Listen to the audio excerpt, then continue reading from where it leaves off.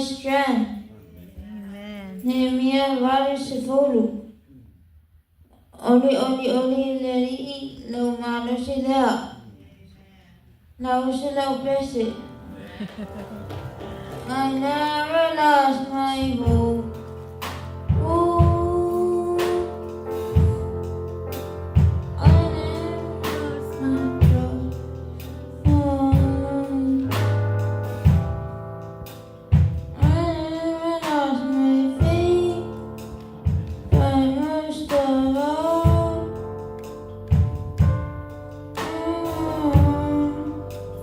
I never lost my grace. I don't mind if I'm one day. Ooh, I don't mind to hold me on. Hold me, not to do. See me out.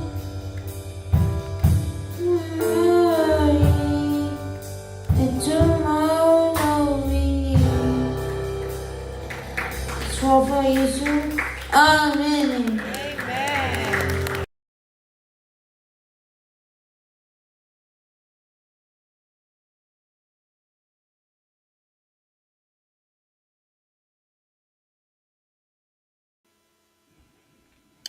Ia viale tua le nei fiafi. Ia ole pesele na le pasa le tato por kalama. Ia le tofine ia fina. Wilese i le nei fiafi ia e amatai na tuai le tato por kalama. Ia e momua lama ona si i le vi inga malfaftai i le atua.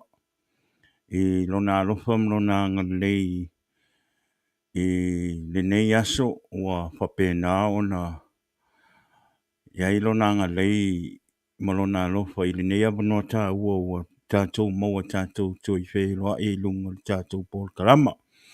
Ia e whaftai fo i le atua ona o le ola ma le malosi o lo tātou maua pēr. Ia i le aso ma le aso. Oa e taritonu le anganga ana le aile alofa le o le atua tātou te le whape nei le nei aso. Ia o lea e avele vi inga ma le whaftai i le atua. Whaftai fo i le atua ia ono le malosi fo i lo maua pe i le tino. E whape na ona maua ele avano te sau e whai le tātou Paul Kalama. Ia ina ia whata unu ina le tātou Paul Kalama pe ua umona fofo ina i le nei aso. Ia whaftai fo i le atua ia o le ua malam lama a whai ule nei aso ia talo na tātou al whai mai le nei tai au po le taimi o tea. Ia ilona whanunga leia i tātou. Ia o lea ua tātonu lava le tu lai ono i le afiafi ia mātou i nei Amerika i California nei. Ia e whawhitai eila i le atua ia i le ilona puipuinga fo i le nei aso fo i mea sa tātou whewa i ai ia e le ngātai lea o tātou ngā luenga, le ngātai lea o tutono a inga. Sa iai ai pēr le alofa o le atua, sa iai le nganga pa ia o le atua i le nei aso. E whaatasi ia te oe mao ina ia whapena ona pui mai tātou i whaalawe lawe whaapuse i tutupu, ma mea e tutupu, ma mea e le i tutupu, aua tutupu. Ia e whawhetai i le atua, whawhetai i le atua wa o mea nei tātou te le mawhau iai.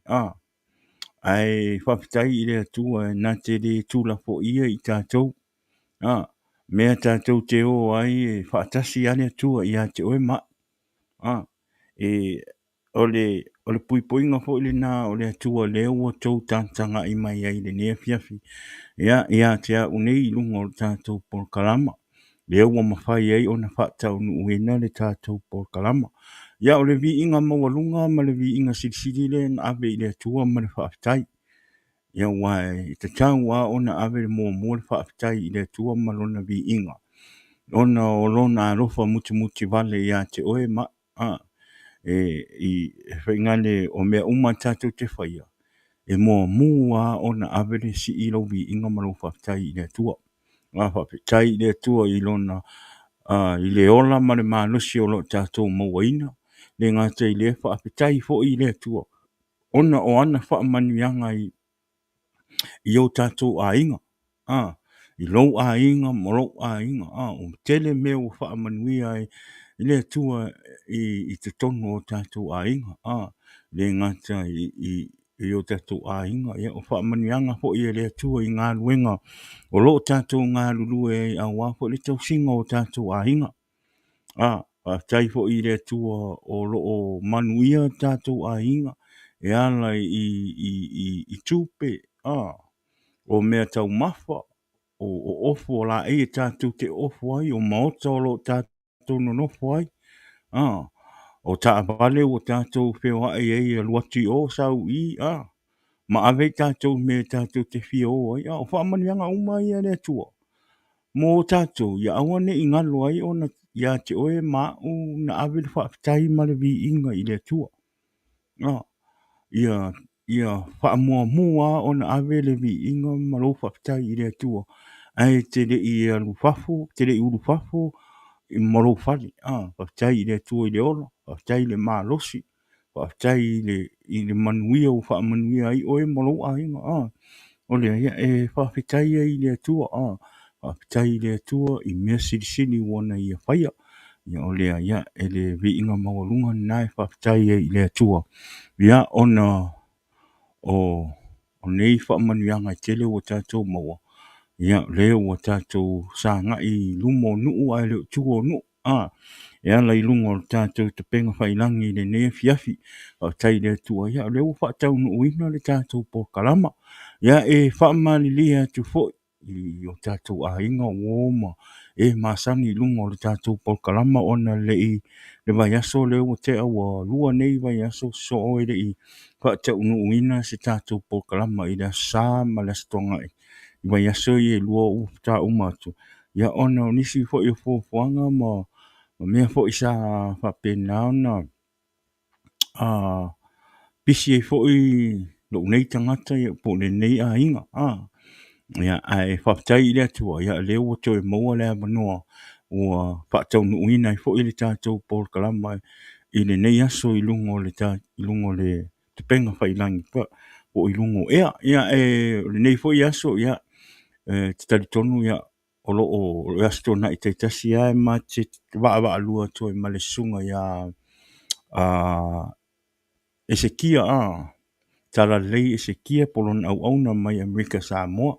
Ia ono le onisi fo I fofuanga wha le maalofi. Fofuanga wha le a inga o awaia toilita mai I Samoa sifo.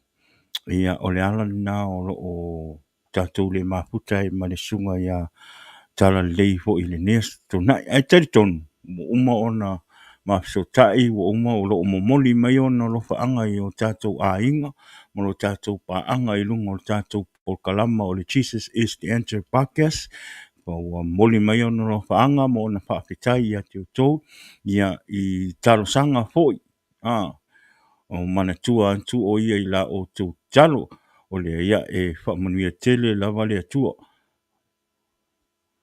ia patalo atu le Falelua ma lor sei fua uso manuia lava le whaasoa vi le tua alofa atu whatai lava le uso God bless you brother manuia le tua le nefiafi lau whaalongolongo ia in the near future. Thank you for tuning in. I want to ngalo fa mole share le tātou po kalama o lo tātou po kalama o lo live sa o tua I lunga le YouTube ia le ngate le o le Facebook o le information po le link o le tātou YouTube o ngai lo atu sa o I lalo le whenga le information ngai laku I lalo fa mole le ia pa tai lava I la o tau lango sua mai lunga o le tātou po kalama tai fo I le whaonga ina o low platform e share tu ai le tātou po kalama ia I lunga o le Facebook ai le ngate leo le YouTube po lea pa manuia tele lava le atua I le tātou a inga pa manuia fo I le atua I le upu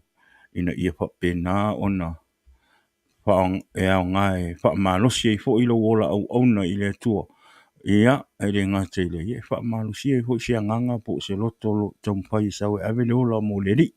Amen.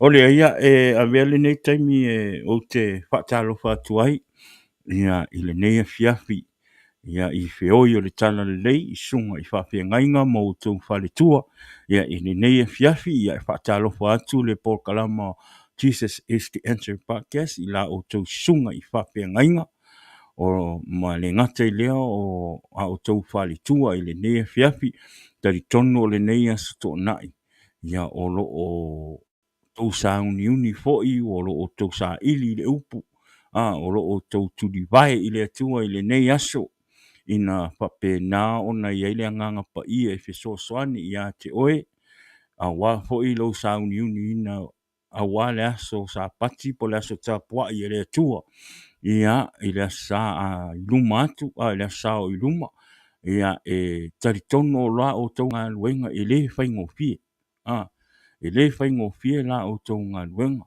a o te taritono ia o lo o feso soani ma whaatasi atu le nganga pa ia o le atua ia te o tau ia a wala o tau ngā luenga o le tau singa po le apo ai i tangata ia o le atua le whaapitai te le lava ia o tau sunga i whawhia ngainga whaamanuia tele le atua ia te o tau i la o tau sa i linga i le upu ia a wale lafu mamoe le atua o lea whaamanuia atu le Paul Kalama i le nea fiafi le swafa mana malo i o siu ke viso ia whape na o nei eilo na mana ia te o tau ia a walo sa uni atu ia mala o tau walo atu ia i le aso tāpua i tai au i tau te launga i nai le upo o le atua ma fola atu le fina ngalo i le atua i ona tangata o lea God bless whaamanuia tele lava le atua ia te o tau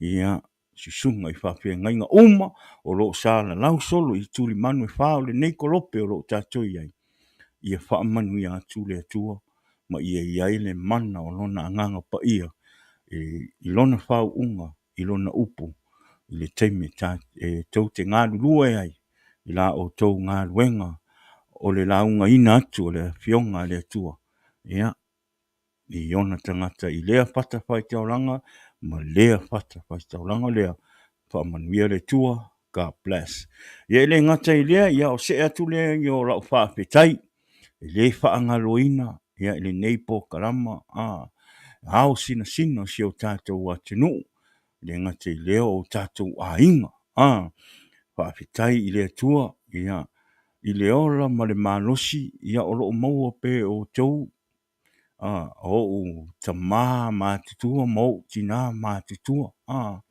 whaapetai tele lava i la o tau nofo tatalo fo'i mo i mātou o mātou walo atu fo'i i tiute i whiau ma ngā luenga i le aso ma le aso le ngata i ngā luenga ia o le whainga po i whatu a inga tau singo a inga o le whainga o le maumanga ma tūlanga whapenga i le ngata i leo whanau ia o aonga te tari tonu ia o lo o tau tāpua i malo o tau tatalo fo'i i le atua ina ia whapena ona iai lona puipuinga o alo atu o tama whanau ia i tiute i whiau mga luenga ia e le ngata i leo tu tonu a inga o lea whamanuia tele ma whaatalo whaatu le Paul Kalama o le Jesus is the Answer Podcast ia te o tau hao sina o siau tātou atunu o Samoa e le o sala lau solo i nei tuli manu e whaatalo whaatu le swafa manu malo i Jesu ke viso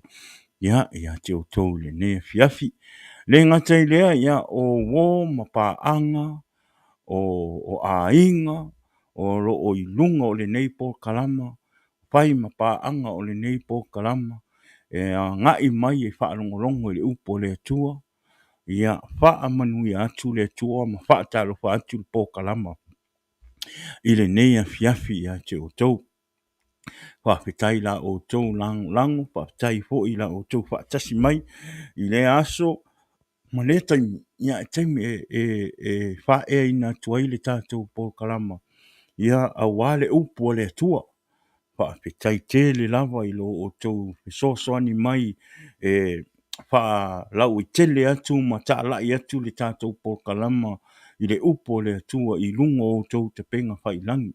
Whaapetai fo'i le whaatanganga ina o le nei polokalama I te tono o lo maota, te tono o lo taavale, te tono o lo whale whainga ruenga, o lunga o lau ke fongi po o whea lava ni mea te maa mai e le nei polokalama I le upo le atua. Whaapetai te lava I la o tou whaatasi mai. Whaapetai le te liaina o le nei polokalama po le upo le atua I tono lo maota. Ele ngā teile ia. O lo tangata. O le mea tā ua I e talia. E le tā ua le polokalama. E tā ua le polokalama. Ai pe I whaatele o na tā ua le upo le atua I a te oe ma. O le polokalama I whaataua ina ia whaaluatu I le upu ina mawhai o na soo le lalolangi ua tāla ia tuai ma whailoa tuai le upu le atua. O lona tāua na. O le me sili o na whaataua. O le upu le atua ia e talia I lo loto. Ma e talia Yesu e avea mo walii mo whaora. Ma ave lo wola I le atua. Amen. O le tāua le nā o le tātou polokalama. Whai e le tāua ia te oe le polokalama ma le upo le atua. Ia, te tali tonu, ia, e tangata e lo o tāua I le upo le atua. E ao ngā I le upo le atua. Pe e le ao ngā ia te oe le nei aso le upo le atua. Ai tali tonu, e ao ngā I le si tangata le upo le atua. O le mea nai au ngangi e toa I le tātou polokalama I la au tau pe soswani. Le share le tātou polokalama a tonu I eise tangata. O lo o eise mea o lo o mawhatia I le loto pa I le nei afi. O le ao ngā o lau share le nā. E aluatu I le upo le atua. E pe sosoani I le ngā tangata. I le nei afi. O le ai whaata ua lo le share no le tātou polokalama. Ia I lunga o lo YouTube. Ia ele ngate lea. O le tātou Facebook. Pe ona o whai atu o le tātou polokalama. Ia o lo whaalua tusao I lunga o le tātou YouTube. Ia ele ngate lea o le tātou Facebook. Whaamole subscribe. Le tātou YouTube channel. E whai lea ma o lo pe sosoani fo ile nā I le tātou polokalama. E lunga o le YouTube. Ina ia whapena ona aluatu le notification I lunga o lo telefongi po lunga o lo YouTube. I le taimi e te subscribing ai le tātou channel. I le taimi e live atua I lo tātou pokalama. E latu le whaailoa, whaaiwilo. Ia ua te tau lo ona e sau te whaalongolongo le upo le tu. O leo a matalia le tātou pokalama. O lea, le whaapetai te le lava. Whaamanuia tele le atua I a te otou. E le ngātai lea. Ia o le nāpo I tū o le lalo langi o lo tō. Papa au ai ma tō nofo ai ia. Ma su e manui ai. Wha manui tele le atua. Ia. Ma ngai le nei aso malo loa. Ia. O ngafi o le aso whao iu lai. Le aso independent America. Le nei atu nuo lo o mato no nofo ai. Ia. Ua mānei o fo I ua. O malo loa I fo ia o te ua tele fo I ua kolu aso malo loa. Ia ngā o le la sungfua ia. Koe alu fo I la ia koe whai ngā ruenga. Ia e whaftai e le atua le nea wano ua maua I fo I le malo.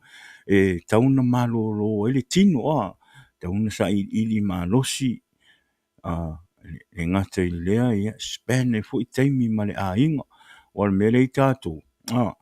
Pe ua la akele inga whai ngā ruenga. La akele ngā whai ngā ruenga. Ai ua tau le ise taimi e mafuta I ma le a inga. Au le la e whawhetai e le atua I le nea. Le nei fo I weekend. Ia. Ua te le fo I se taimi e malo lo ai whi au manga luenga. Ia ma le taimi ua whapena ona whaatasi e ma le a inga. Mau se awa noa e toe mafuta ai ma toe whaatasi e ma a inga. Ia I le nei aso malo lo. Ia. O tatu ia. Ia o le aso nafi ia. momoli atua le agaga fa'apetai ia o anafi ia sa vala'aulia i fo'i lo'u nei tagata ma lo'u āiga ia o nisi fo'i o āiga fanau o le atua ia na vala'auina ia na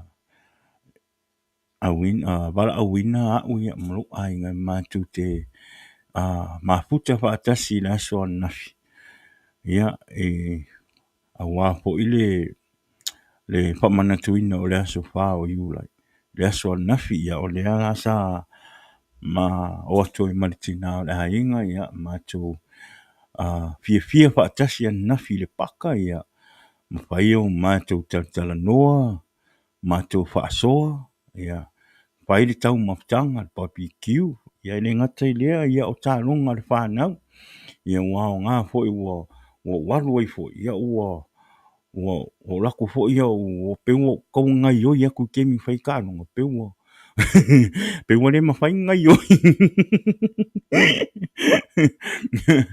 ia o lea ia o te whaptai atu ai fo'i nei o uso ia o tou silafia ne ngata i lea o le āiga ia o le tinā le sunga i le a'o ia ma le tamā ia ma le āiga ia o tou silafia tau le whailoa atu ia moli atu le agaga fa'apetai ona o le vala'ulia fo'i ia sa ma o atu i ma le tinā o le āiga ia ma keu mai nga mau aku e le kelengi mamia nga mau aku ma'avaku ae ma keu mai ua o tomu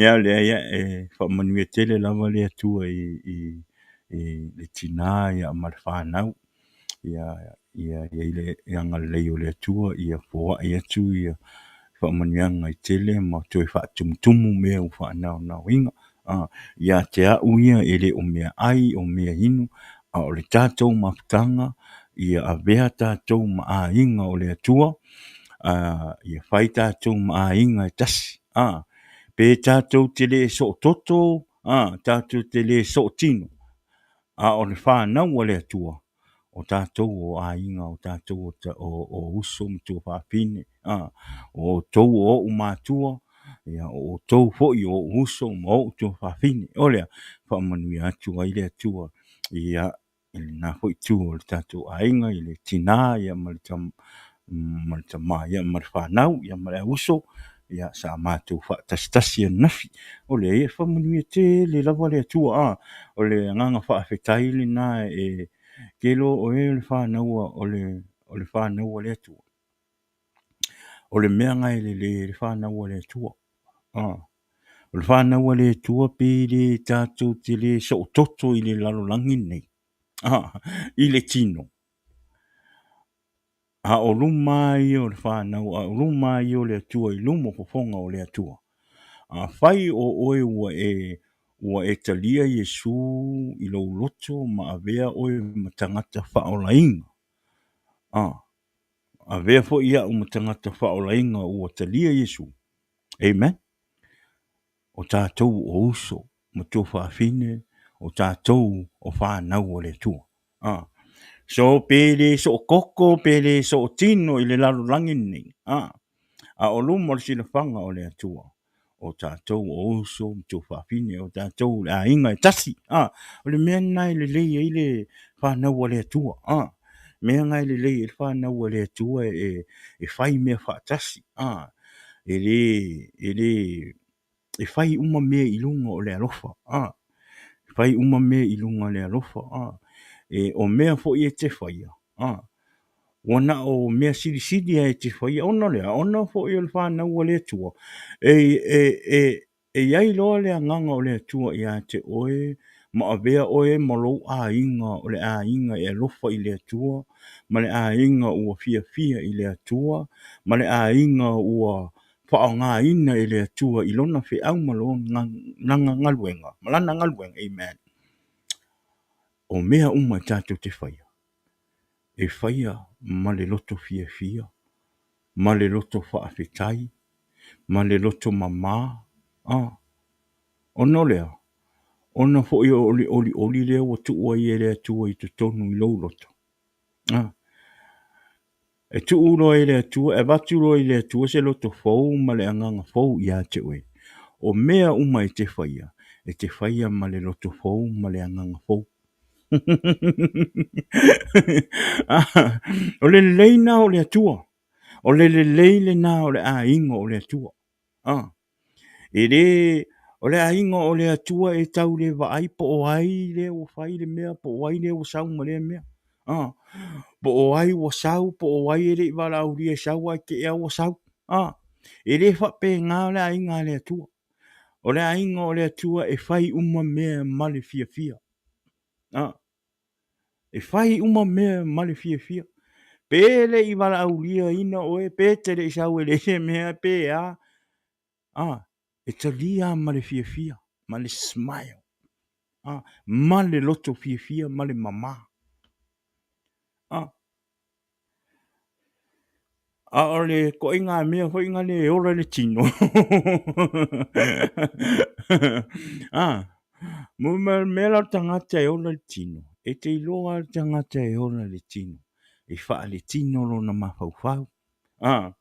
O mea fo ina te whaia o na o mea o le tino. O na manatu. O mea o le tino. Pe e te re whaalia mai alo le fia fia. O te tono a pe whaali mea lo loto fia fia. Me leo tangata lai o lo tino. Pe e te whaia se mea alati ngalo loto pe le o malia i lo loto. E te tau mawhai ala e tau whai mai lo smile. Pe te tau mawhai whaingare e te ata mai ma mea whapenga. Awane ingalo iawe. E whamatala uma mai a e lo tino mea ngai te tono lo loto.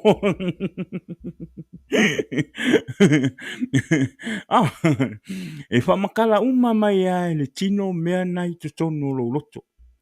A whai e o nati ngā lo loto i se mea te whai a po i se mea o nai tau alu e whai a le o malia e lo loto ngā le alu a e so ngā whai ngā wa ai merika ngaka o e whai a. A ele o iai se loto fia fia ma se loto mama e whai e se mea. E ta umai ai lo ngai oi o lo tino. Mau me whai. Le mea ngai te tono lo loto. E te whiu ala e nganga. Your body will always react what's in your heart and in your mind.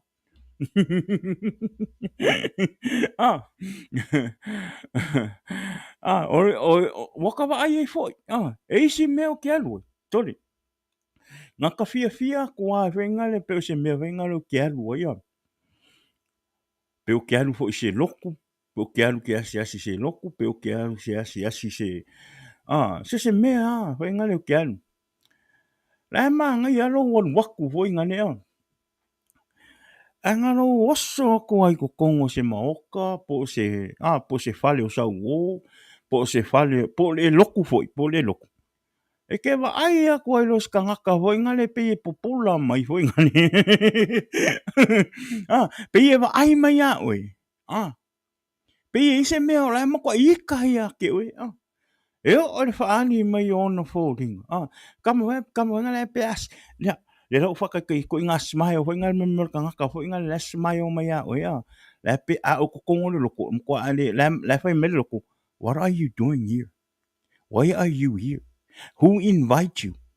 Ko i ngā smaio lan ko i ngā kangaka ngā i le loko ngā. E wha pēra ngā smaio mai a oe. Hi.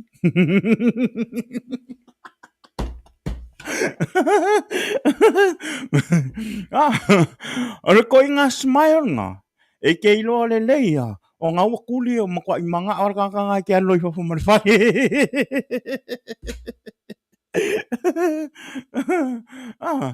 O kangaka ngā ngai ola i le tino. Pe o skangaka fo i sa lewa pe i se mea ngā lua. Se ai e fo i ngale pe ngā lua. Misa i wa whaise. A wa kausa ngā ke le koe lua wa ai. Fo i ngale ke lu koe lua whaakasi fo i ngale. Ai ke ia ro osa kui kongo se whale o rau ahinga. Po se whale o rau kāsengi. Ai ke alu ako o le eri ka ngaka le i kokong. Ke ia le sui a kusa le ke alu ako le ke alu le se fianga po se pakasinga fo i o rau ahinga. Ngai ke fia wa e alu.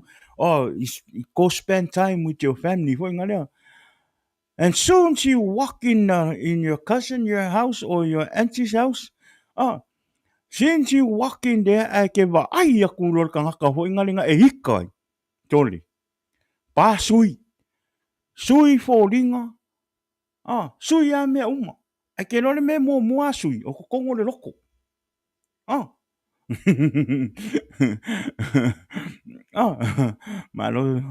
Malo, toi. Kusanga lo wan wako ai kongo se fale ho ingale lo ke vai aku skangaka ho ingale ngo o le fia ai po wa ko se fulu ka usanga ngo o le fia ai ke mo wako se fale o sa u au ka wa ko ilo tori e ke ia le pupunga i fore o le ika Maroso au pokaki Maroso ke ia lo wan waku ko kongo le fale po ka kia la sau fai mai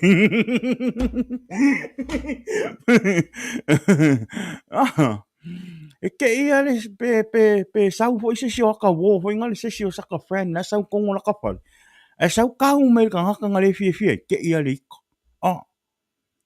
ika sau fai mai tori la mo au mai le ri la mo Kangaka o le ora kingo le o ye le kua ile o ye se loko fa manga lo I ko kongo le o le loko. O kangaka nga le ora le tino. O kangaka o le wa ye le nganga o le tua. Pe fia kausanga ke le ko va ai kangaka le nga ise lua se inga mo. Pe korsfu kausanga ai fa kwa e va ai ke ye lua waku fale lo girlfriend. Poro boyfriend. Ai ke la kula sa fa email ka nga kai koko. Ke e aro week.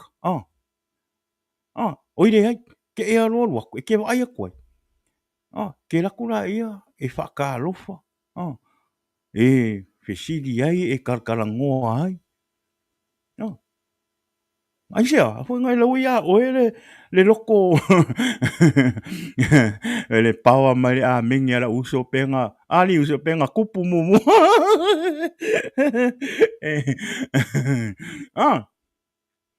e peye ke al wako o mea umanga e ika I lea kangaka o mea leanga o lea kangaka nga whai a oe pongi kalangi whamakalanga e whai a ke oi ai koe ai le kangaka I me ke lu fe kau e me e lo ia ke o se le ko e lo ia ke o se ika ai se a foi o nga a vero o mo wo suilo o langa ua wo fa fo wina lo o langa ua o e ola mo le tua e tu ina to le tua ia te o le loto fo male anga fo ia te o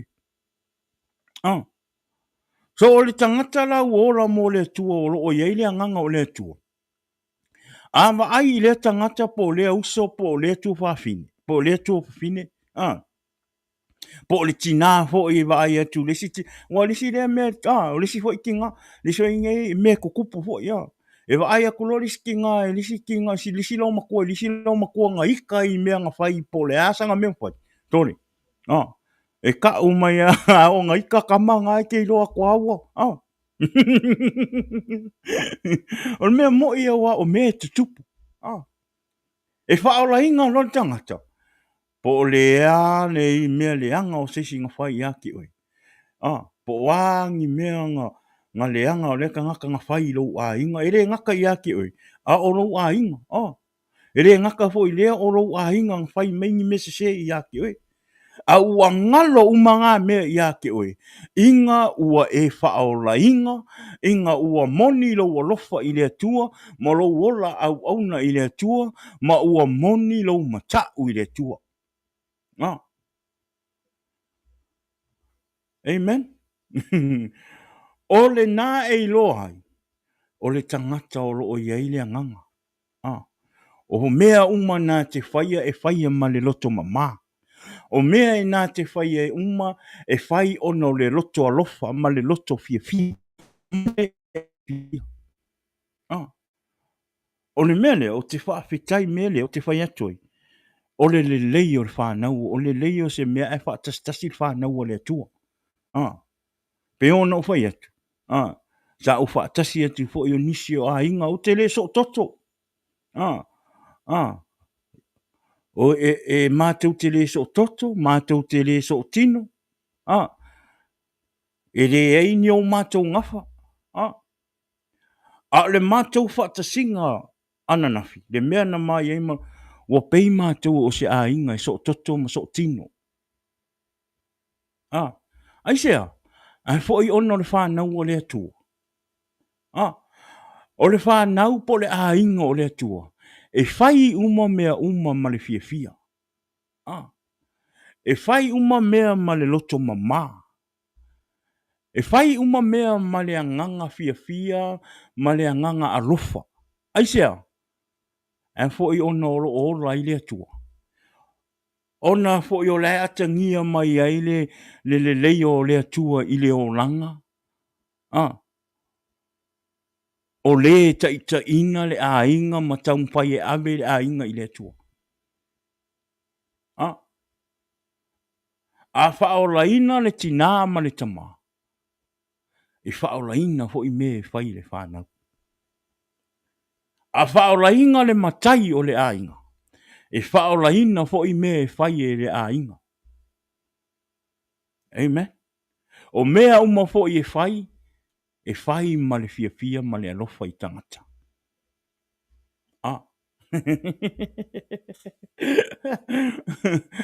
God is good. O le mea nau te whai atu. E le lei a le atua. O le lei o le atua. Ai ave fo i a le atua. E te loa. O le atua. E pui pui e le atua o lona whanau.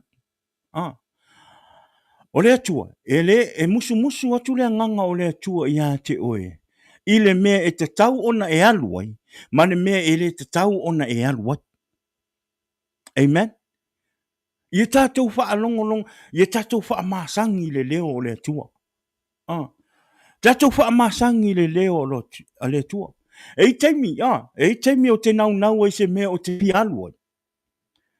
A ele teimi na e sau ele anganga na le leo ngā tama i leo na whemai. A wange e alu i o le mea la. Ngofo le lei le fale.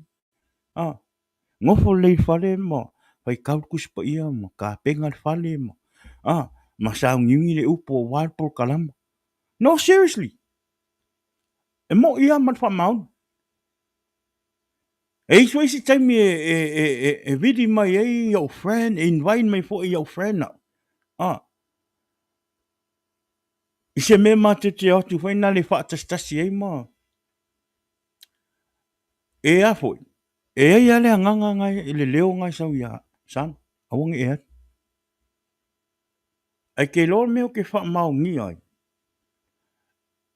I le sao, ma le o te ioe e moni le leo le nai wha musu musu atu ia te oe. Because e le mea na tuu e tauna o walwe.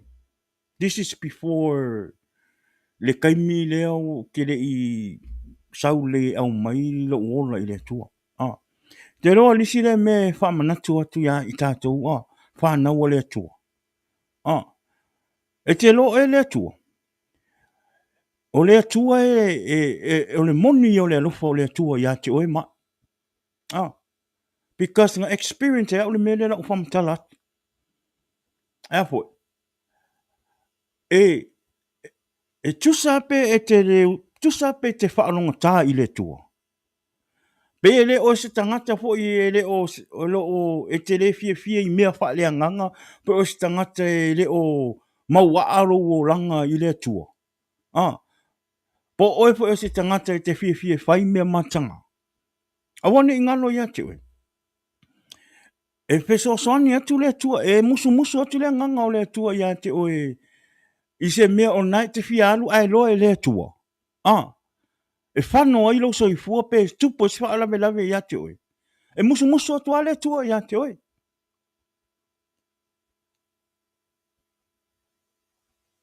Tala malamon. Anga fo i o te ngata na whai e le tua. Ua uma o na tuuina atu ai e le tua le polkalama. Ma le wal awina le atua. I lea tangata, ma lea tangata, ma lea tangata. E tofu lava le tangata ma le mea alofa le tua wa uma ona tu ina atu ai. O le ala lea, pe te anga sala, pe te le fia i le tua, pe te whaalongo tā pe i le tua. E musu atu ale nganga o le tua i a te oe. I le mea o nai te fia mana o e whai. Pe se mea fo i te fia alu ai. Ah. Ai loa e le tua e whano i lo ora pe tupu e fo si wha alawe i a te oe. Ah. E musu atu ale tua i a te oe. Amen. E leo ngā o kangaka e fia i lea kua ma kangaka o lae mau waa le ora mo lea kua e musu e alu i lea nganga o le tua. No! O tangata uma o ora i le lalolangi nei. Ah. Pe ke a mio valea, pe ke a mio pa a, pe lea ko inga o langa ngai ke o lai. E alu aku a lea nganga o lea kua i a ke oi kuli loa oi. Ai sea. Ngā sa i eise mea sa tupu. Ah. Na tuu au te alu i ai. Ana musu mea lea nganga i a te au i awane i o wat. Ah. And a day later, I hear the news. Ai kero, ar keiminga, lau ke ola le angsala. Le fai le angsala le keiminga.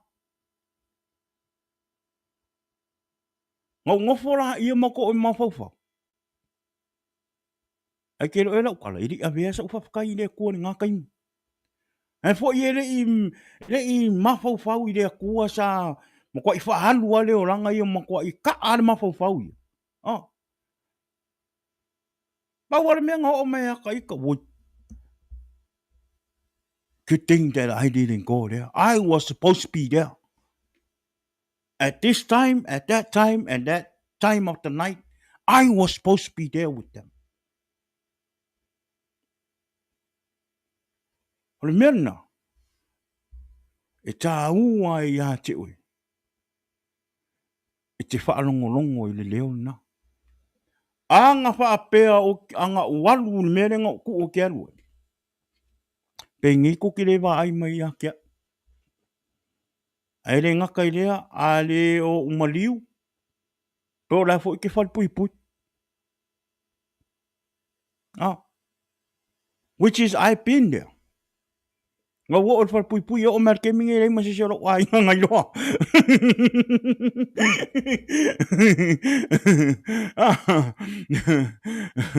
Kusa o le whai o le kala hoi ngale o le ka poko. Ah. O le ka poko. Awange a ka alu ai whai ni mea. I awange i o mea ngā sa ia. A ka a walu e whai se mea. I awange o whai se mea i ka uwale e lo wa inga. I awange i lo e lo wa inga. And that's one of them. Ele i loa le a inga ngā loka ka maru i siero.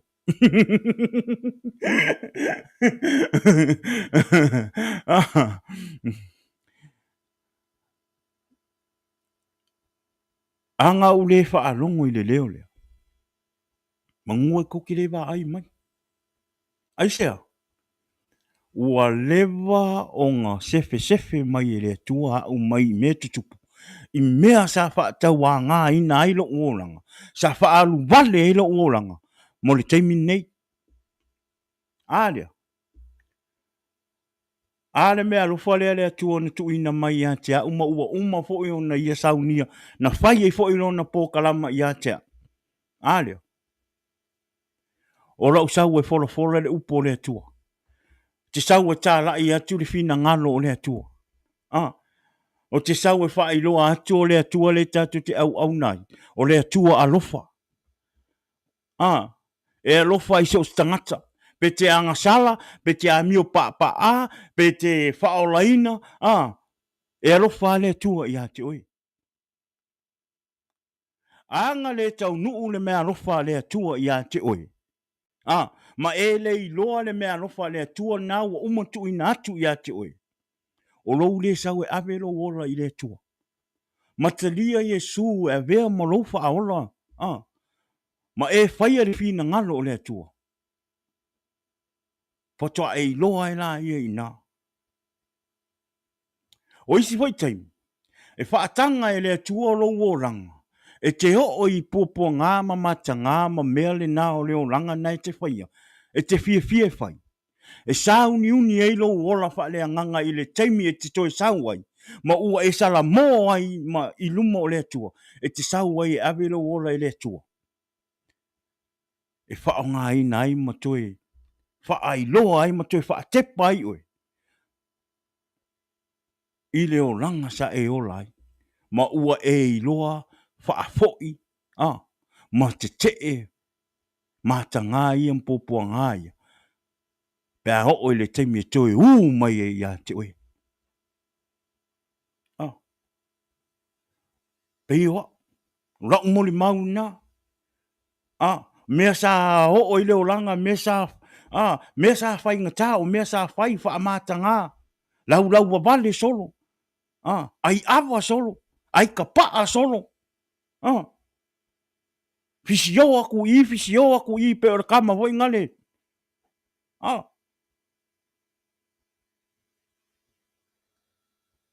Ai nga ua wha ngā inga lo i lea kua wa koe ave leo la i lea kua.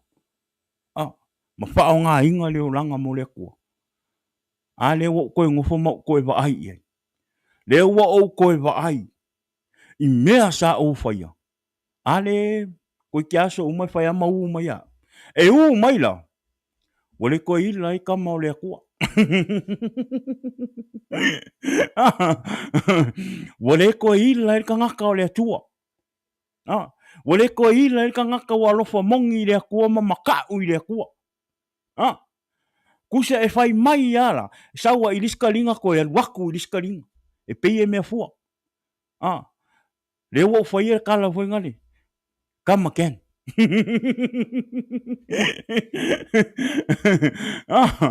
Ori tangata o raua whai o masangi leo langa. Wa i loa umaki i whinga o leo langa. E ke sau e whaire, e ke sau e whaire ngā lua ngā lea kua.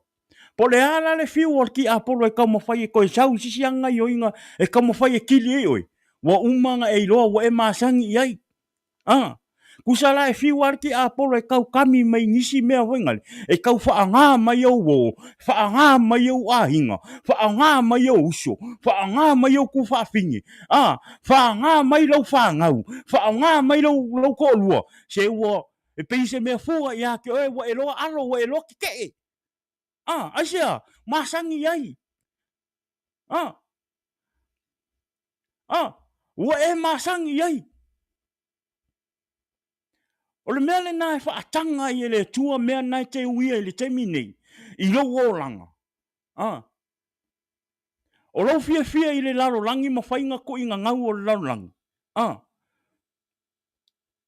Ia avea mea ngā ma mea e whai mau le songa.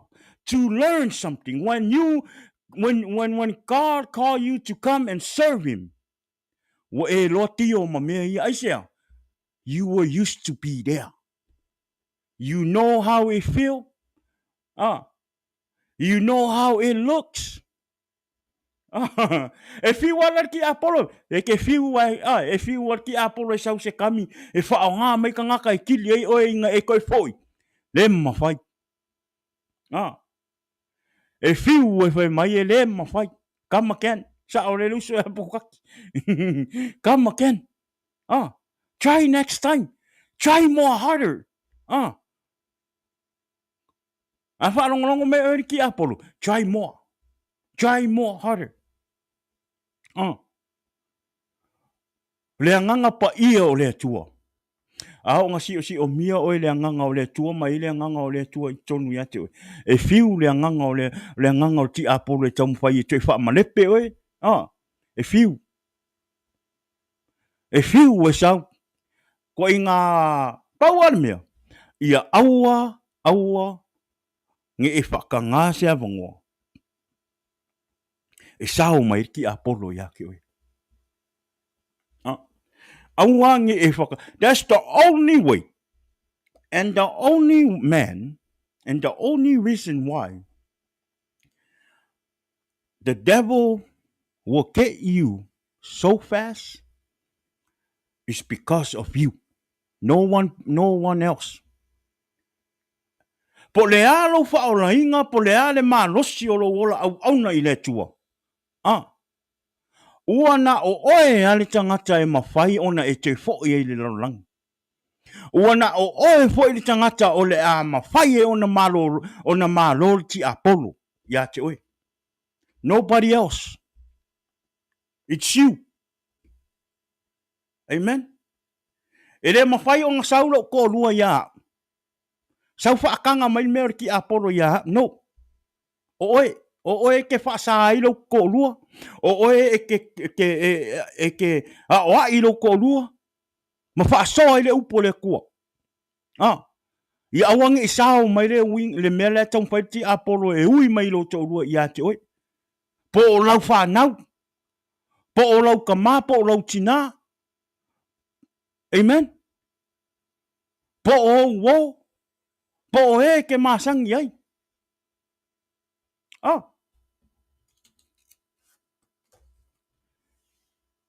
Wana o oe ali tangata e te mawhaia. Ona. Toi sao mai ti Apollo I ate oe.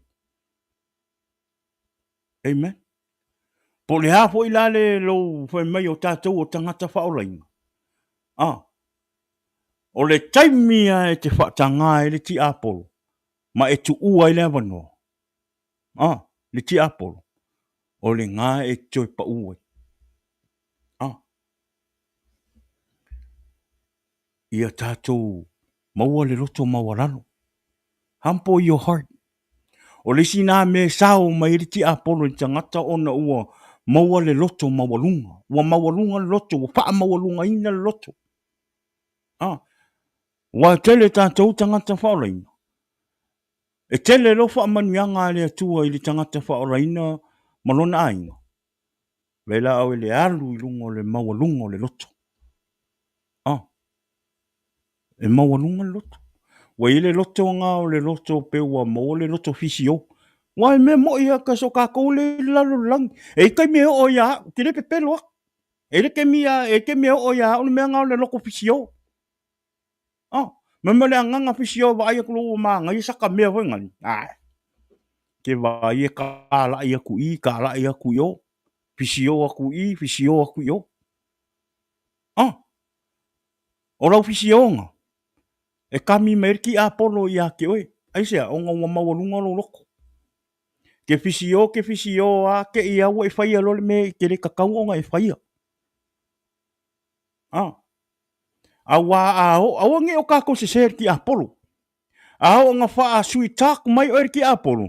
Ke wa ia melt ako aku lo loko. Makua I ngalo a le akua. Kala man moi. Makua I ngalo a le akua. Malea nganga pa ia. E makua I melt ako a lo loko ki Apollo mo ngā sweet talk. Aua nge whakangāt ki Apollo. Ia kako makaara ki Apollo mo ngā aikia. O ngā sau o ngā sau ki Apollo e wha ngā sau o wenga le po sus kangaka o lo a inga e sweet talk oi. Ia e makaara. Ia e makaara po le me mongi wa e ke le makaara lo. Ia. Pia e pingi o te wetua mea. O rere ia makaraka ko whaasoa. O pau ana me ua kuinga mai e rea nganga o rea koe kake whaasoa ia. A rere ia makaraka ko whaasoa. Ingo mai lau vai. Ingo mai lau vai wha moli moli.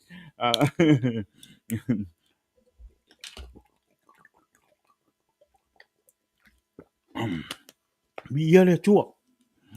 O lea, ingo lea tua le nea fiafi. Tātou pā anga I lungo le tātou pokalama. Ia tātou mātala. Ia wha māsani o tātou talinga I le leo o lea tua. Wa o le leo le nganga o lea tua. Le o mea ia le taimi nei o le te soifua. Le te ola. Ai ana le aile nganga leo lea tua musu o tia oe.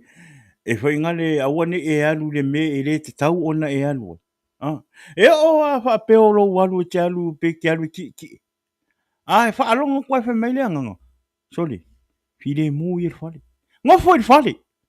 Ah. Ngofo ir fale. Awa ke at. Anga wai a ere fa alongo i le leo leo. Ke ia o lo wa ku fa fo ai so ai se sumu. Aski.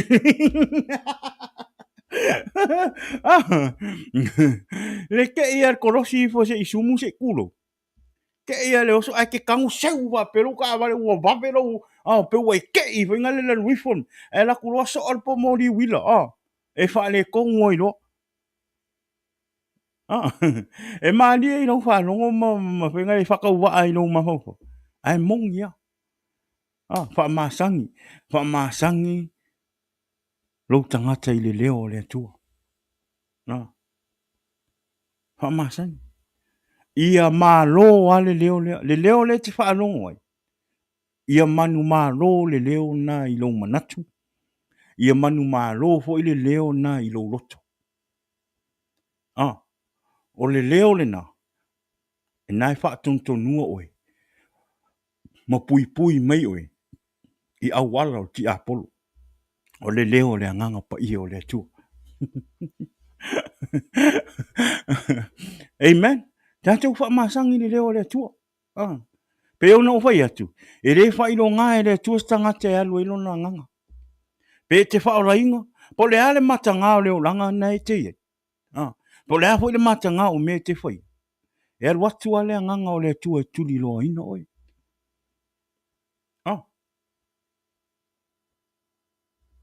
a fai ua e te fia I loa onga a fai e te fia I loa ina le mea lofa o le atua o na ua uma na tu ina tu ia te oe sau ale avelo ola I le atua o mai e talia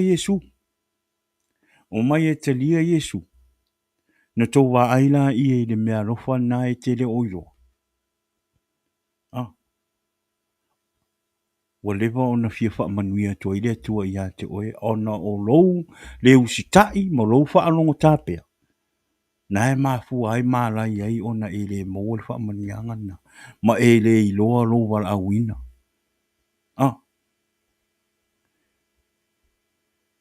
e le ale tu o le tu e le o le tu na o tangata fa o le tu o lo lang ya mo tangata u mo lo tu tonu lo lang amen ya ya fo o le la ta tu ta no le la ta tu fa la matal ta tu fa malos e ke ue fa pe o fa malo le ai o le fa malo si me nga lua ku mo o le pa wan nga na wa wat ya ai ya mata ina ta tu fa so fa mo ya e mo tu fa ta lo fa tu yo ta tu a inga pa anga o ta tu pokalam Friends lunga o tātou Facebook, ma le ngate leo lunga o tātou pokalama, o I lunga le YouTube, ma le tātou pokalama, te whaatalofa atu le pokalama o le Jesus is the Answer podcast, ia I le neia fiafi ia te utou, whaatai le tala mai o au, ia ma whapena na tātou whaatasi lunga o le tātou pokalama, vi ia le tua, ia o nei pokalama ia, o le pokalama e whaamarosi ei oe, e whaafia ei oe, ile upo le tu ina ia wapena ona tatou maua le loto mama le loto fia ile tu ma ina ia wapena ona ia ile mana o le anganga o le tua ina ia whasa o roto mai oi po ngā ma whainga tā o le nei o langa le tatou te ola ipe ia so ia wa teri tonu ia ese atangata I tofu fo ia tangata ma popo nga I o la tofu I o langa I whetau ia ma me tutupu le aso ma le aso tātou te whangai ma tātou ese a o le alofa I o le atua o le nai tātou te sulu I ai o le ia e wha tā alofa tuaili tātou porkalama I le nea fiafi o le a wha mole tātou YouTube channel wha mole subscribe le tātou YouTube channel o nai latu I laro le link o le tātou YouTube channel ngale ingo le politest fam 4784. Ngaro kiliki ngaro oso I fua taiple kama ngā kiliki oso sao mai lunga kako po kalama o omi malo subscribe. Te mi loa la omi lo subscribe ngai kaune omi male longo ngā mal kama I peo ngā. Ora kama lang, ora ke mi la live watu I lo tātou po kalama. Al watu lo mal wha ilo I lau telefoni. O te tau lo na tu umau mea nai whai e sau e wha ngolongo le upo le tu. O le hei e wha manuia le atu ai le neia fiafi. Ia, e ala I le tātou wha soa.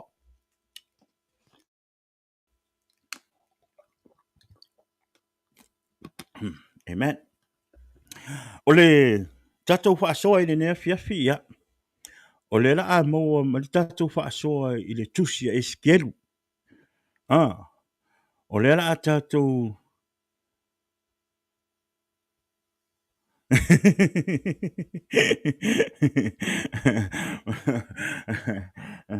ia ni uso o le hoko a makare o le pa wan nganga lua kumu ia vi ia le tu ia o le afiafini ia o le la tātou tala noa I le whaonga ina e le atua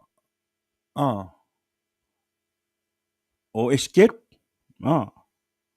whaonga ina e le atua ia o escape o le la moa mai le tātou tis whaitau a whai o lo o I le whale ia whamole whaangalo kerfoni ia so e fwai le tātou tusin na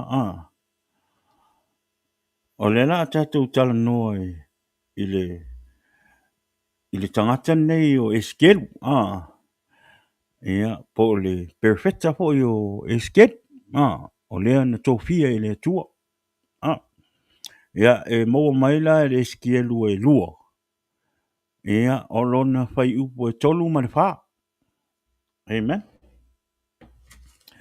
o le tusin na o le a tātou moa ise tātou upa malosi le nea fiafi ina ia whape nao na wha malosi o tātou ola au na I le atua mato e wha manatu ai ia te oe mau le o langa le tā ua le ola mo le atua ma le au ngā fōi o le au na I le atua e ala I le tālai atu o lona whina ngalo ma whai o lona whina ngalo I tangata ia o le tātou tuswhai tauna o le eskielu e lua whai po tolu ma le wha a whai o loo awelo tā valea o loo e whaanongolongo mai ne fiafi ia whaanongolongo mai la uleo e awe te whauke e silunga ni telefoni o na ne te ua tupu se whaalave ia te oe I lungo a wala ia o I lātou uma o loo mata mai le ne fiafi I lungo o lau living room a whai ua iei lau telefoni po lau tuspa ia o le tusin na ia eskielu kamo eskielu ta upo e lua a o lona whai upo e lua o le tolu ma le wha amen ia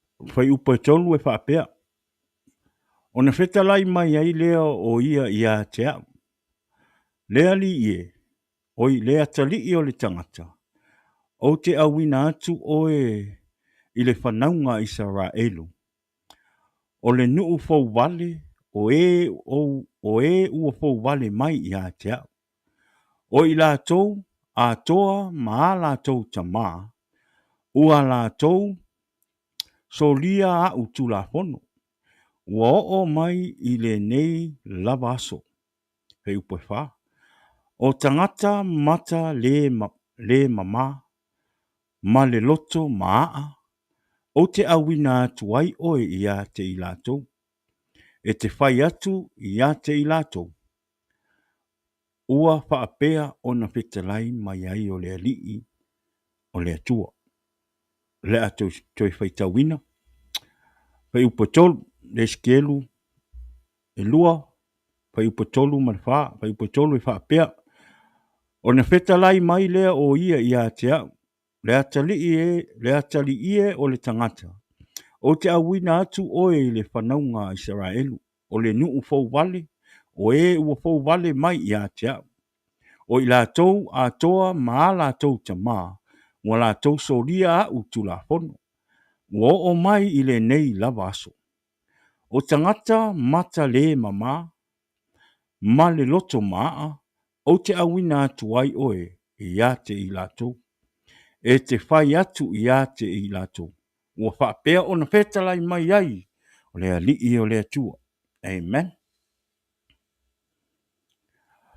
He said, Son of man, I am sending you to the Israelites, to rebellious nation that has rebelled against me. They and their ancestors have been invoked against me to this very day. The people to whom I'm sending you are abstained and stubborn.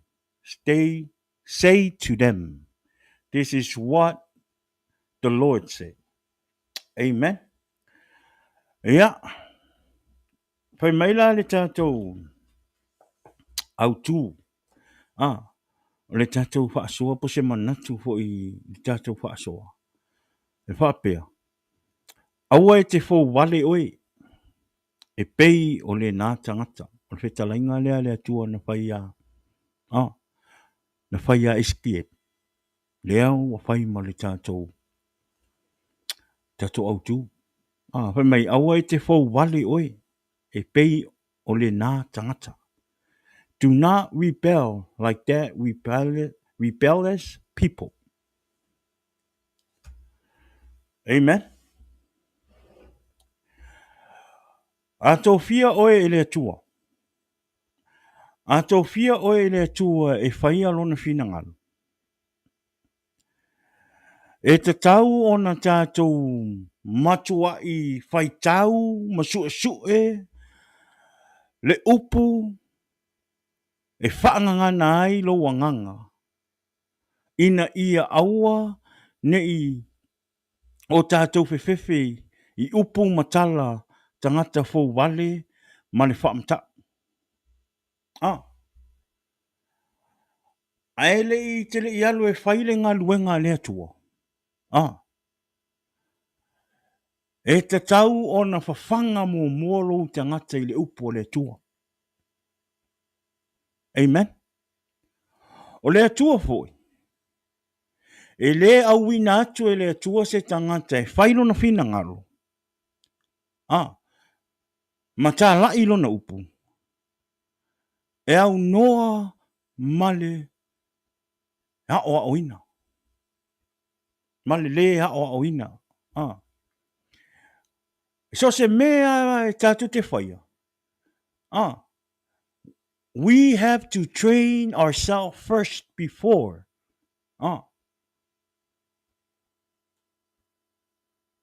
Before you go do something that you don't know. E te tau ona iei se malama anga po se experience ia te oe.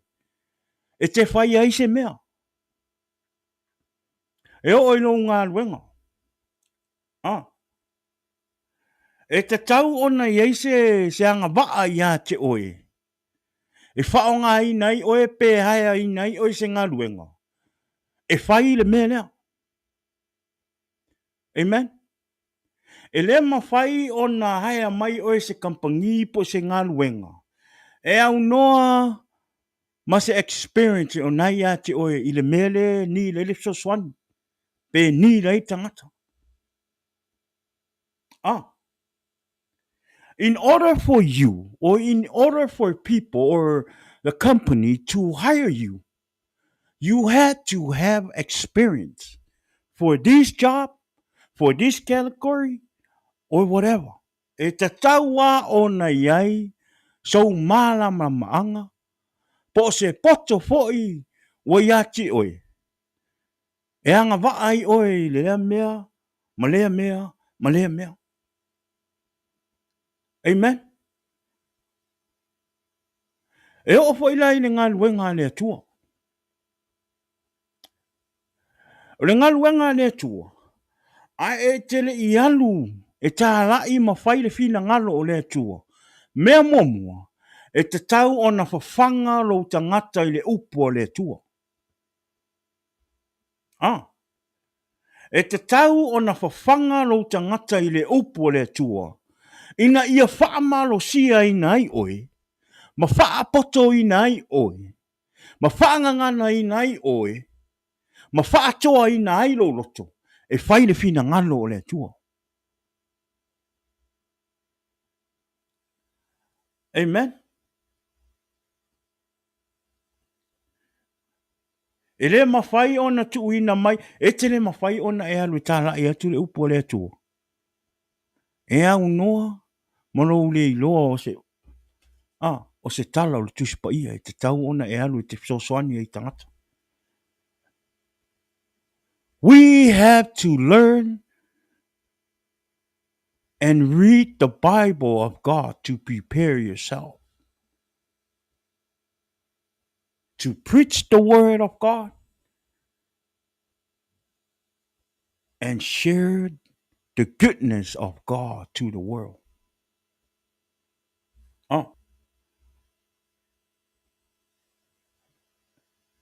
A tau fia la oe le tua e whai alona finangaro. E te tau o na tātou matuai whai tau ma su e le upu, e whawhanga ai lo wanganga, ina ia aua ne i o tātou whewhewe, i upu, ma tala tangata e fouvale, ma whamatau mai ati oi. O le upu le atua. O le upu le atua, a o na whaapotoina oe le atua i lona upu. Ma e whaalango i le anganga pa ia le atua e te a wao i a te oe, ma wha matala i a te oe, ma wha ili i a te oe, ma wha malama i a te oe lona upu.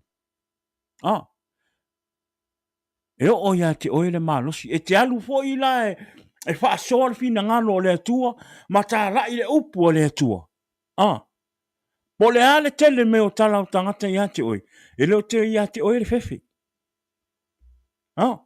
Aisea, ona fo e wa umma ona e wa e su e lona upu.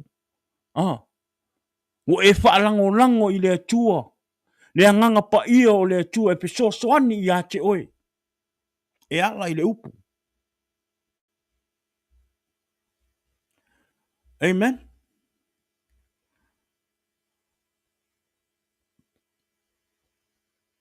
A haoranga fouvale me kangaka i a ke oe. E whiua e whai mai. E whiua kangaka e fouvale mai a ke oe, ma whai mai oe, ma kau wha pepe mai oe. Kiri kai e fefe i ai. Kiri kai e fefe i ai. Ai fo i o makua i kumu alo anganga le upo le akua. Wa e iloa le me e te tau ona whai. Wa e iloa upu e te tali atu ai. Wa e iloa mau o le tusi pa ia e te tali atu ai. Ma e fe sosoani atu ai fo i tangata.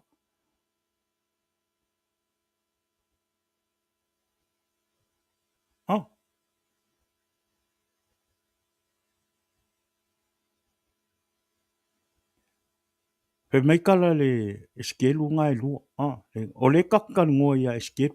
Le wala wina le tusi lea eskelu le maua mai le tātou wha manosi. Le tusi eskelu e lua. Pe mai le upo e valu, pe upo e valu, ma pe upo sifu. Pe upo e valu taun ni sifu. Pe mai. A o oe le atali i o le tangata. Pa alongo mai ia i le mea o te whai atuai i ate oe.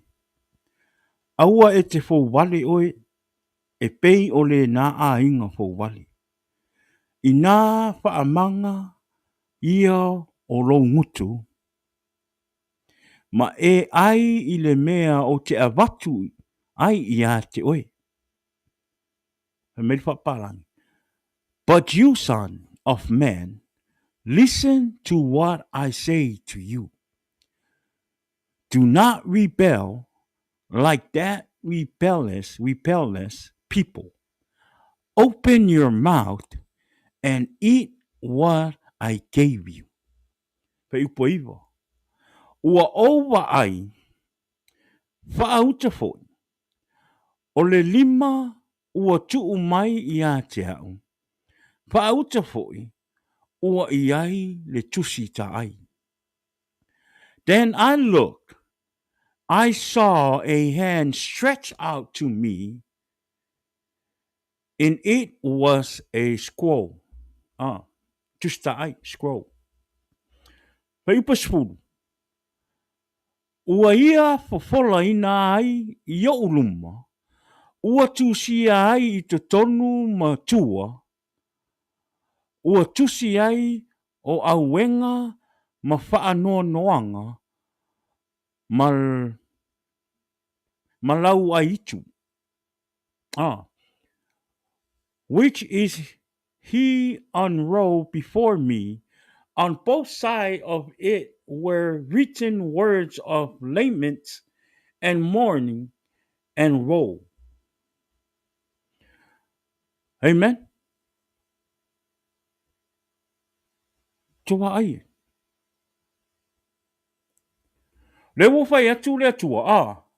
Le wo fai le atua ya eske. Pa mai la kali or kangaka. Aua nei e fo wale atu. E pei o fo wale mai o nā tangata po ainga. Ma ia faa manga lo ngutu. Ma e ai i le mea o te avatu i a te oe. Ua oua ai. O le tusi lea o le tusi le tua. Na tuuina e le tua le tusi tā ai. Ia Esekia.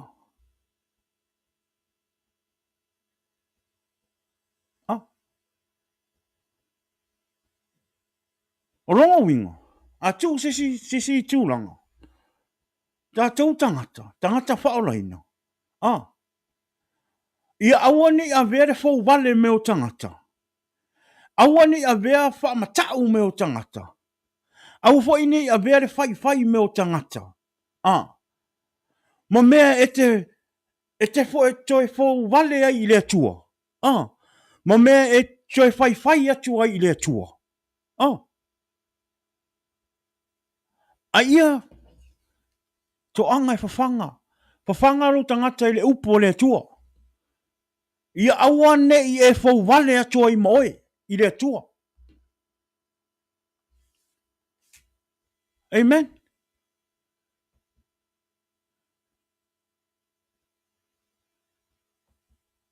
O lou su e su e le upo le atua. O lou su e su e le upo le atua. O lou tau mafa i le upo le atua i le aso ma le aso. E faa tupu ina ai le afoi.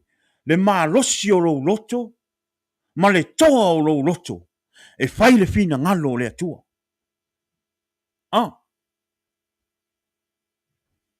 Hoi mai faa manga. Hoi mai le atua ia iskie.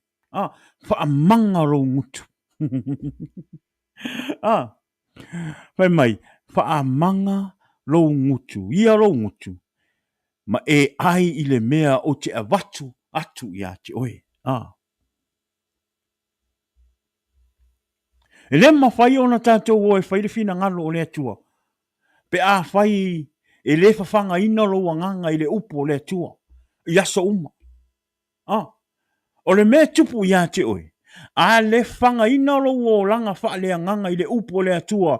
I le aso ma le aso. A ona fau wale mai tangata ia te oe. E vave ona e fefe. E vave e ona e toi foi e le laurangi. Wa vave e foi ona e toi fau i le. E toi fau wale i le atua.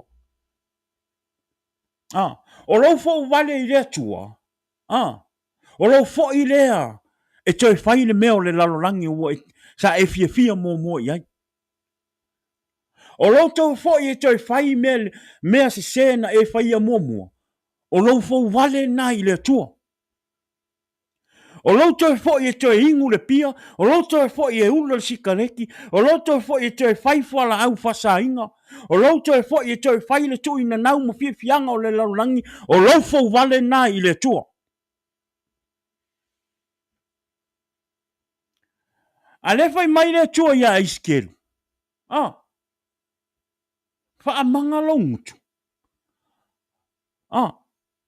Ma ia e aia le mea o le a ua watua ia te oe.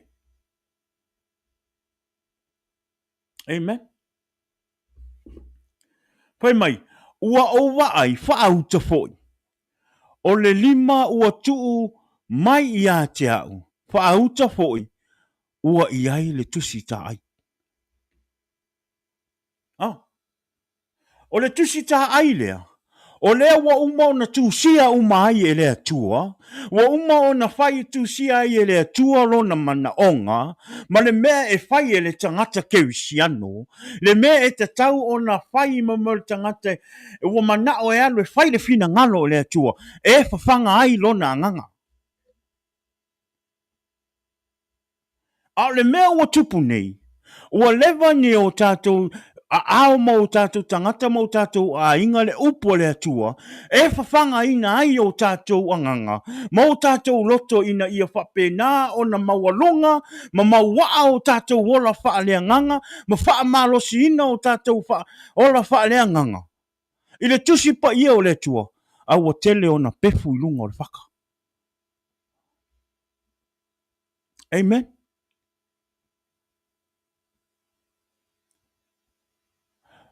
O a popo ngā, o a whainga tā, o a me ho o mai leo ranga nei.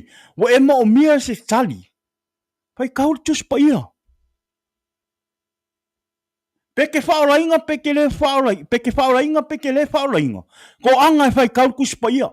O kusi pa ia, e whaafau winga lo ma whau. Ko e whawhanga inga i oi me le lei ma upu, upu le lei mai le awhionga o le atua. O le ngai te maua i le loto. Fia. E te mau ai le loto walu atu se anganga i lo manatu. Wa te tau ona e alu e avelo wola i le atua. Wa te tau ona e te sau e te sala mo, ma e talia Yesu e avea mawali i mau whaola. The Bible is not for only people that go to church. The Bible is not only for the people that so-called Christian. The Bible is for you and me and whoever is in the world is still breathing and still walk on the earth. The Bible is for everyone. O le upu o le atua e whaamalosia i oi. O le upu o le atua e whawhanga ina i lo wanganga. O le upu o le atua e whaasa o roto ina i oi. O le upu o le atua e te le fefe ai whaile mea moni.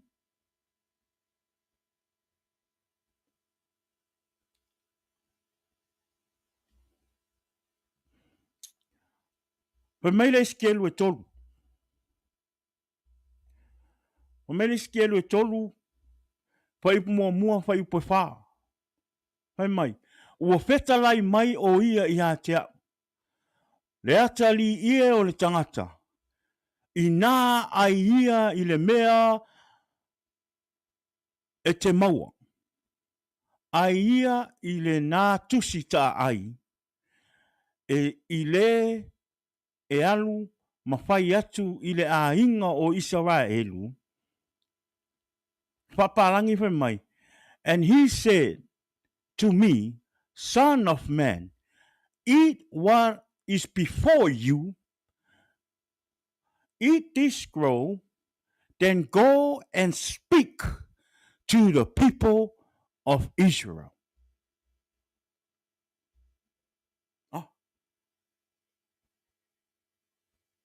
Ale wo feta lai le tua ia iskai. Ia esket.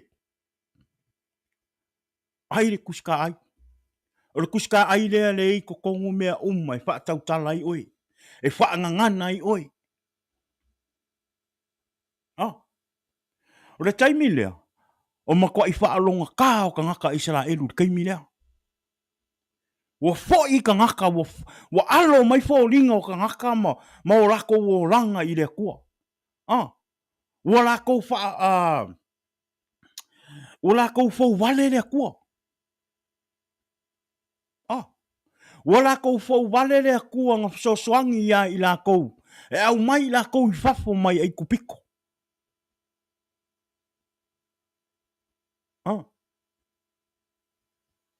O lea kua ngā alofa ia i lātou.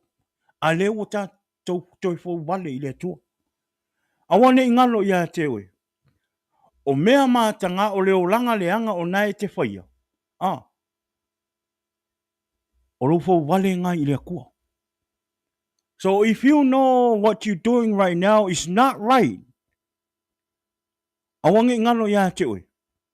You against God.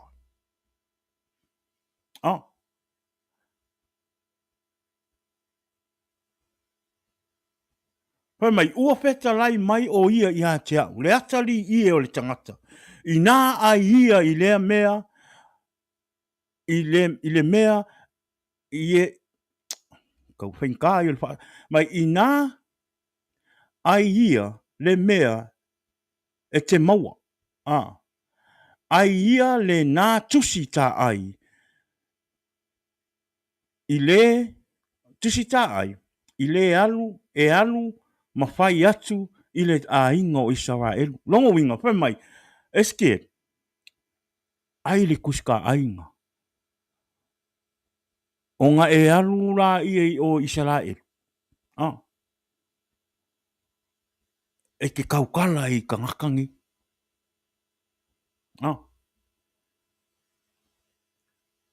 Ai kere I alu e whaile ngā luenga lea kua.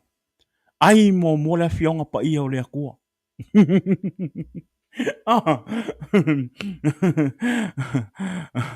Whai kau lea fionga lea kua.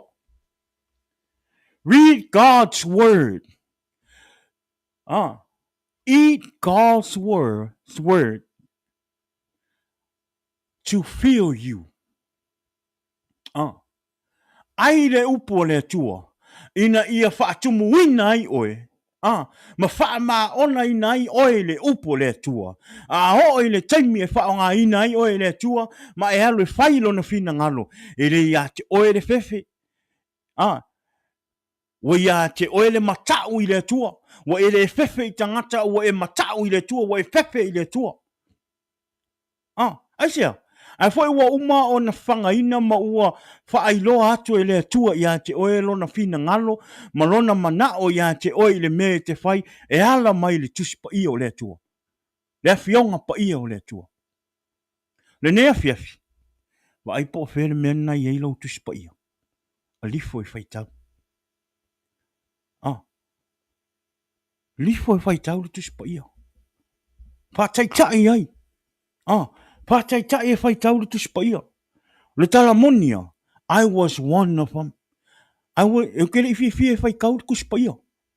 Talamoni. A ina ua wha o ngā ina ue le atua. Ma wha mea lofa ina e le atua au. I lunga o le neipol kalama e wha so atu, ma so soani atu, yo tātou tangata I le upo le atua. O le nāna o fie e whai tau le fionga pa ia o le atua.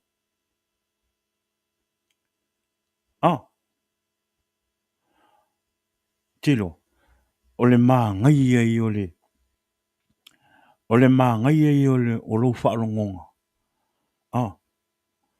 I le taimi ua wha tumuina ai oe le upo o le atua. Ho o ronga e whai kau inga le kuspa ia. A whai, o le, ke lo isi keiminga o le fie whai kau le kuspa ia. O ngā o le whai ngaka. Whai ngaka I o le kuspa ia sa moa e whai kau inga. E whaptai, o le ua I ele tuspālangi. Ma isi tusi e whai tuspa ia e whai ngofie o wha malama I ati oe. Tuspa ia pālangi piko le, tuspa ia sa moa le. Whai tau whapalangi, whai tau whasamo. Ina ia e malama ai. Ai whaalango I le anganga pa ia o le atua. Whaalango le anganga pa ia o le atua. Na te fisosoani ia te oe, whaamalama no na whina ngalo, le tuspa ia te oe. E keilo, a o ngenga e kaunga whai kauri kuspa ia. Pe kouls fulmi nguke, span to read the Bible. Whakaikai. That's how I used to read the Bible. Kolu wasfulu mi unke ngo whai kau e kuspa ia uma.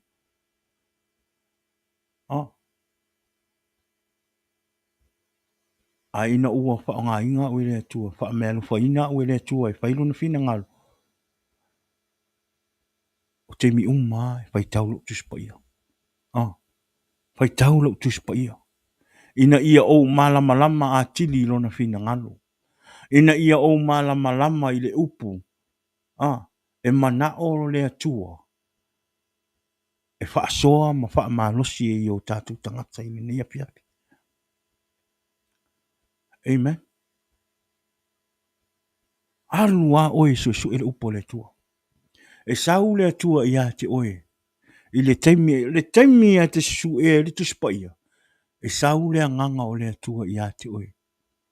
E fisosoani i a te oe. E wha malama le upo le atua i a te oe.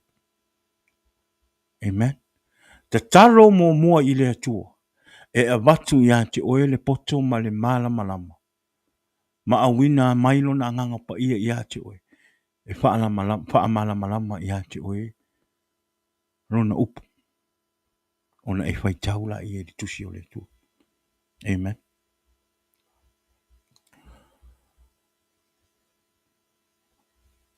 Whai maila i o le whai upo e lua a. I le eskelu na i tolu whai upo mo mua e tauli wha. Whai mai. Ona au wha amanga lea o lo ngutu. Ona ia pawhanga lea i a te au. I le nā tusi ta ai. So I opened my mouth and he gave me the scroll to eat. Whai upo e lua, eskelu e tolu, whai upo mo mua e tauli wha.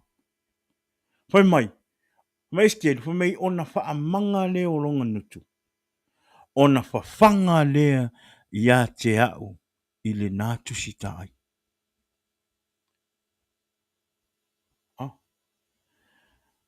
E vai la o le mere a. Whai upo e tolu.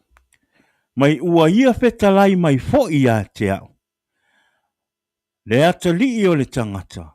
I nā tali o lou manawa. Ia mā ona ai lo walo. I le nā tusi tā ai. Ua ou a watu i a te oe. Ona ou ai lea. Ua sua ma lie. I lo ngutu. E pei o le meli. Manga i whapalang whemai. Then he said to me, Son of man, eat this scroll. I am giving you and fill your stomach with it. So I ate it, and it tastes as sweet as honey in my mouth. I say upati le tua. Kelo e moni ma le whaamau ni le fionga le tua. E kei loa a ooronga e ko anga whai kau le tuspa ia o le atua. Ma whawhanga i lo ora wha le anganga. Ma lo wanganga. E ke la ngonga inga le pai mai o le anganga pa ia o le akua. E ke la ngonga le suma lie o le upu o le atua i lo roto. Le tala ma le moni. A oonga e nau e whawhanga lo tangata. I le upu o le atua. E oso ia te oile nau, e tupu pea. E tupu pea lo nau e te manao e whai tau le tuspa ia o le atua.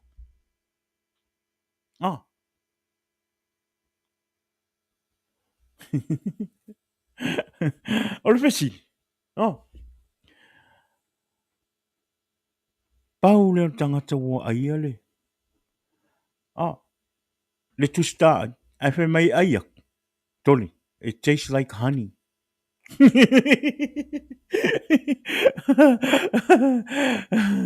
Mai ua sua malie i lo ngutu e pei o le meli. Wokai. Ai kau ngeila ai se han, o le mkwasu malie. Ale ke ai fika ku ngā pe e ai what kangaka. O ngā ka ur kuska ai. O ngā e se kusi wha apea.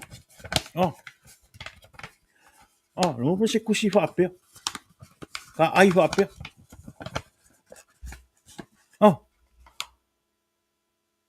A leo ku i ngā koe lea kua. Ia eskie. E ai, i ai.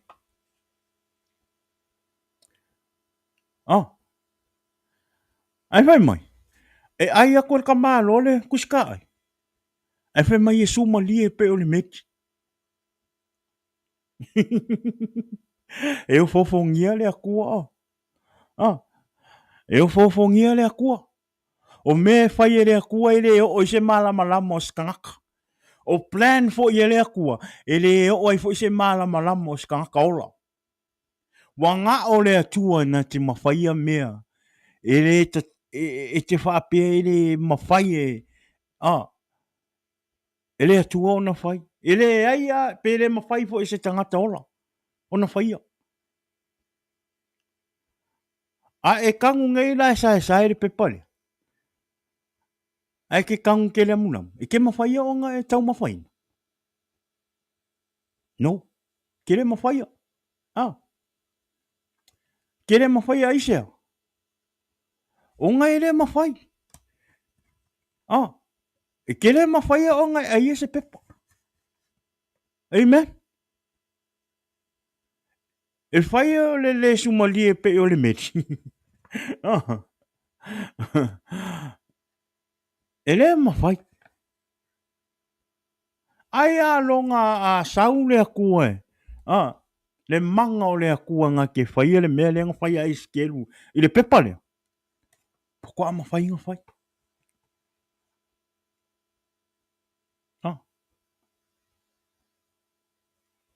A le whai mai le atua. I le fiafini. Le kuspa ia nai. O pefua o le whai ma decoration kongoro living room. Poko kongoro poko. O le kusi nga e ke alu ke whai kau. E ke maua inga i le sumalie lea. Le sumalie le ngwhai mai e eskelu nga inga ua ia kau. Inga ia ua a ia le tusta ai. O le tusi pa ia le nā i lungo le whaka poko kongoro poku po whea lava le mea ngai kākia. Alu e whai kau wai. Alu e whai tau. O ngai ngai ke kofo inga i le sumalie. O le meli pe o le sumalie le tusta ai lea. Whai mai e eskelu. Nga tu ina atu e le tua ia te ia.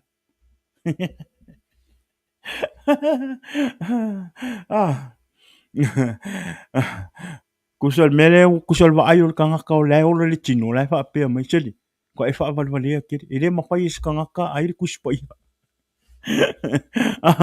kusal le wala ku kangaka o lai ola le fa ka nga inga ki a polo le olanga le wala ku fai le wala ku musumus le fa valvale au ke kari kongo le fa valvale le ali ila le fa nga ai kuska so le sa we ola ile nganga sa we ola i le anganga o le tuana e iloa ai la ia. O mea o laito tonu o le tusi pa ia o le atua. Le tusi pa ia le te whaitaua i asata i tasi. Ma teimi e te whaitauina. O mea umolo o tu sia i to tonu o le tusi pa ia. Na sau i fofonga o le atua. O le taimi ala e te whaitauina ai le tusi lea o le atua. Awane i ngano i a te oe. O le nae tala noa atu le atua i a te oe. Ma o le awa noa fo le nae te lua tala noa ai ma le atua. O le nae e te tofona ai. Le sua malie. Ma le mānaia. Ma le matango fie. O le pai mai o le anganga o le atua i a te oe. Amen. Fai upo e wha, le tusi ale le skielu e tolu, fai upo mua, se tau le wha, fai upo e wha nei whai mai. Ua feta lai mai foi o ia i a te hao. Le ata li i o le tangata.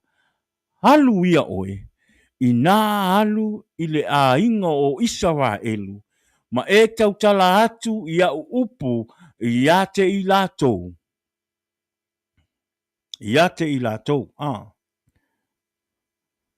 Where mai?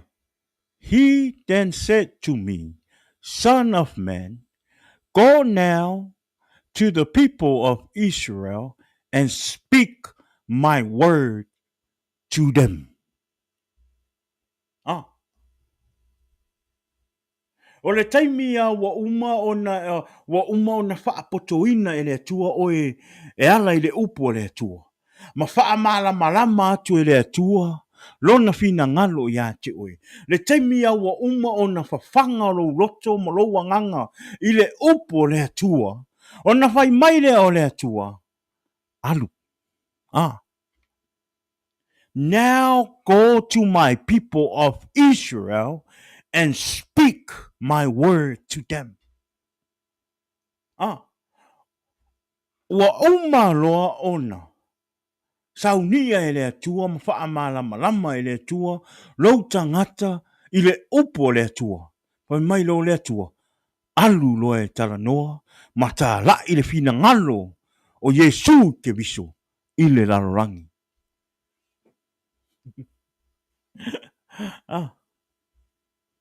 God is so good, huh? God is good. O le mea leo, e te tau ai tātou whanau le atua. Whanau le atua i e tātou maua i le upo le atua. Whanau le atua i e tau solo mua i a te oe, ona tō anga i whawhanga lo wanganga i le upo le atua. E whaamalo si ai oe. E te whao ngā ina i fo i upu, mai le fionga le atua. E te tau tala atu ai i tangata. O loo fouvale i le atua.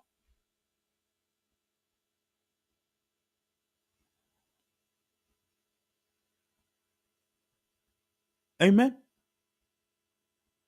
This is our time. This is your time. Tā tau whanau o le atua o le taimile nei, o te tau o na paatumuina tātou le upu o le atua. Ina ia mawhai o na tātou o e tā lailo na whina ngalo, ma au mai o tātou a inga i to tono le whaoratanga o le atua, e wā ua lata le taimi o le atua. Amen. E le i whao ngā ina fo i le atua tātou, tangata keusiano, e i loa lo na upu, ma whai tau lo na upu, ai te nofo e le isa unga luenga e whai. E leo whina ngalo nā o le atua. A whai e te alofa ma e te alofa i tangata. O lou a inga o wō, ma he te māsangi ai. A whai e te alofa i o rātou anganga. I ngā aua ne i whano i le awhi. E whaavavau. Sau e alu e tāra i le whina ngalo o le atua. Whaailoa i le whina ngalo o le atua. Ua lata le awhio mai o le atua. Yes, ua whaafia o na tātou whaalongo iai.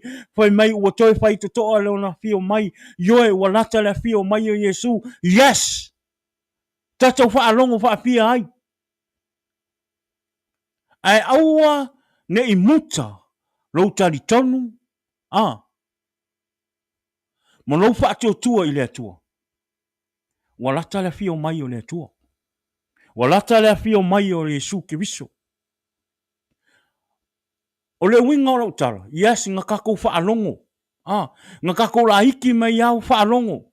I lea kala o lata le fio mai o Yesu ke viso. O le a fio mai o Yesu ke viso. Yes. E awa ne ngalo ia te oe. Nobody in this world still walking in this earth know what time Jesus come. Even Jesus himself don't even know when he's supposed to come. Ua na o le atua. Ua na o le atua. O le tātou le whanau o le atua. Tātou tō anga pēr i whai tau le whina ngalo le atua. Ma tātou o i tā lai le whina ngalo le atua. Ta penga whai langi le o whai ngofi e i mea uma. Ua e le toi alu e toi tu i whai toa. Ona o le taimini. Wa te lea awala sa ue ti apolo i ate oi.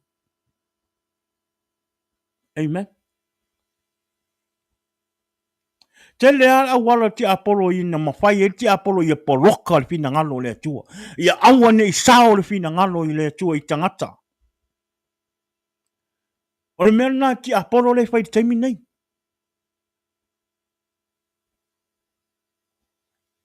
O tātou tangata o le atua. Tātou o e tā lai le fina ngalo le atua i o tātou a inga. O tātou, pēle fia mai i a te oi. Pē ua pasi ia i la tau whaalongo. Tā lai pēle upu. Tā u pēle fina ngalo le atua i o la tau loto. Pe whaamaha mai o lātou loto, pe le fia whaalongo, pe lātou te talia, pe lātou te le talia. Speak the word of God in your family, to your friend, to your kids, to your husband, to your wife, to your cousins, to your parents, to your family, to your cousin, everybody else in the world. Tala I pere upu. Pe ono whai atu. O lau whai e o lau te whai le larolangi. O e fouvale I le tua. A whai whai o le nā whai a te ola pe I le larolangi. O lau wha maa pe lau roto I le larolangi. E sau e au mailo ola I le tua. Mwha maa lau roto I le tua. Awane I ngalo ia te oe nā te fouvale I le tua. You are against our God. O le vesili. Ai se a me wha maha a iu tatou roto I le tua. Ai se a le mafu anga wha maha a iu tatou roto I le tua. E a o le atua e lofa mai I a te oe. E a le atua e o ngā le ola ngai ke ola ai. E a le ola, e a le alofa o le atua. E fango oe I tae a uma matu I natu le mānava I te mānava I le aso ma le aso. E a le atua e pui I a te oe I me te alu ai. E a le atua e pui I lo a inga I me e o ai. O lau whanau I tonu a o onga. Ai a oe te whamaa I le atua. Wai? Ai se a me whamaa I o tatou loto I le atua. Tusa o le o tatou tuu le amanoa. O tatou fia I mea o ki apolo. Ele maua I se ola. Ele maua I se sosoani I a te oe. Ele sause ki apolo e mai ni wha mangianga I a ke oe. Ele sause ki apolo e au mai se loto file mu I lo loto. Ele sause ki apolo e wha whani oe mo lo a inga. Ai ave I lo wha mo mua. Ai ave lo o langa I wha kaua o ngā ki apolo. Why? Ai ongo le fia. Ai ongo le fia o le lalolangi. Ma mea fianga o le olanga. Ua e ka kāla I le mangoe ave lo o langa I whakau au ngā ki apolo. Vai. O mea uma ngai whaamimika I oe ki apolo I lalolangi ngi. E ngaka I lalolangi. O mea ngai ke fia I le kaimingi. I mea ngai ke fia I le kaimingi I le whakau a ngā inga ki apolo oe. E ngaka I lalo le lalolangi nei. O lau fia ngai le lalolangi, mea le lalolangi ngei. E umaku lo wola, e umaku le leolanga ngei mo lau fianga le ke fia. O lau e ola pe I le tino. O le taimia e uma I lau soifua. E alu ese I lau wola, lau wanganga ma le tino nei, to e fo I le ele ma le ele. E alu lau wanganga, e alu se oli. E te oli. E o I le whaababau. E te mu e whaababau. Awa ne ngalo ia te oe. E iai uma, a toa uma, le sense. O low sense ia te oe I lo wanganga. E iai pea lau mangon I lo song I lo wisu. E iai lau whaalongonga I lo tino. O mea uma. E alu lo wanganga. O lo tu mau pea o whaalongonga. I mea te pa iai. O me pa I mai lo wanganga. You will feel the pain. Pauanga le mea e ke alu ma ave oe. E ke alu ma ave le afi ke mi ke I oe. Ke alu le afi. Pauanga le mea ese mai a ke oe o lo kingo. The skin. Lo kingo lea. Koe fo I ale a o lo wanganga. Mau whaalongonga mea uma. E alu ma lea nganga. E alu se oti. O le fesili. E ke mawhaia o nga e hento inga le bebera lea. E ke mawhaia. E al kango e kuku sef kusi I lau lima. E ke lo ngā. A e alu fo ila a e hiu le afi. Le mea se le mea ele ki Apollo le ngofo anga I kakau nga alu e nga ki Apollo. E le kakau ia ke o nga e hiu ai. Anga e alu o rou le usika I le kua ma e fo wale I le kua. A ua ave lo wola mo ki Apollo o le ngala ke whaarongo inga I le ki ngā. Leo ke whai aku ia ke oi. O lisi me le angai. E whai o rou lango nga inga o le ki ngā o le mumu mai. Ke lo o e afi e whai ua mea maka e not compare. E le mawhai o na compare le vevela. E o le la. E o le vevela o le la. E le mawhai o na compare le vevela o se ol. A le sau e lunga tusi. A le mea lai le angai. E whai o lo woi. E whai o lo lango nga inga o le ki ngā o le makui kui. O le vevela o le afi. E whai mai e forever. Whai mai e whaababau. E le eise ngaka anga. E le eise ngaka anga. It keep going and going and going and going and going. No ending. So le fesi. Ai se ala le me fa maka. E se me tātou te e a foi. Whaarongo kā I le kua. Ma tātou loto maa I le tua. Ma fau wale I le tua. O le e rofa mai ia te oe. O le e tau mawhai ia au mairo wola ia te ia. Ina ia e maua le ola e whaababau.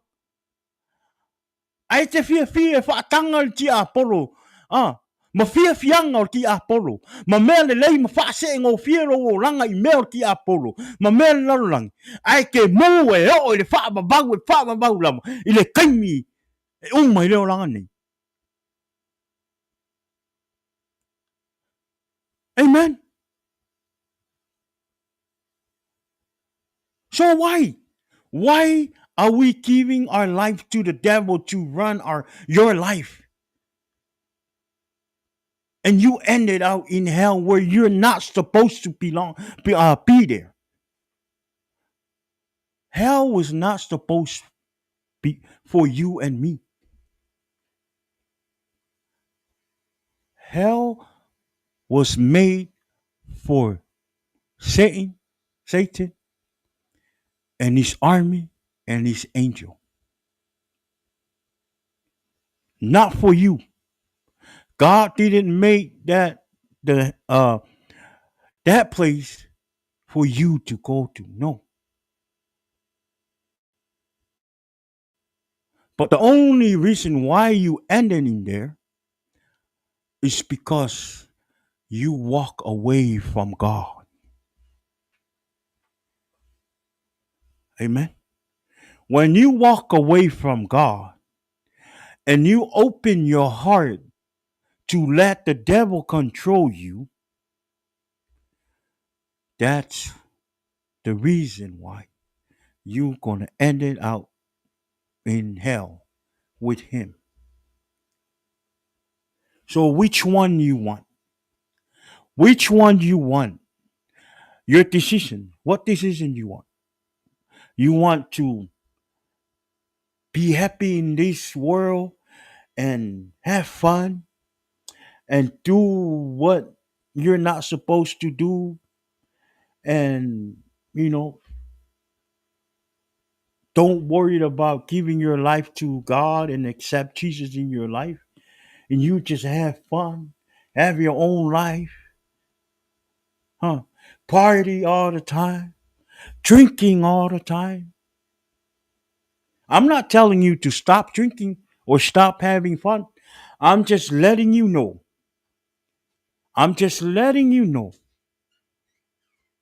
That what are we doing in the world is not from God. Amen. Whatever you were doing in the world, party, drinking, amen, smoking, doing drugs, prostitute,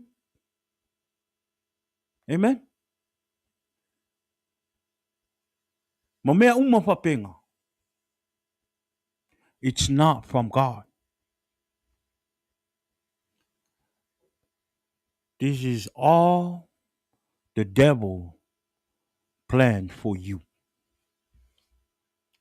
You know the devil won't come to you and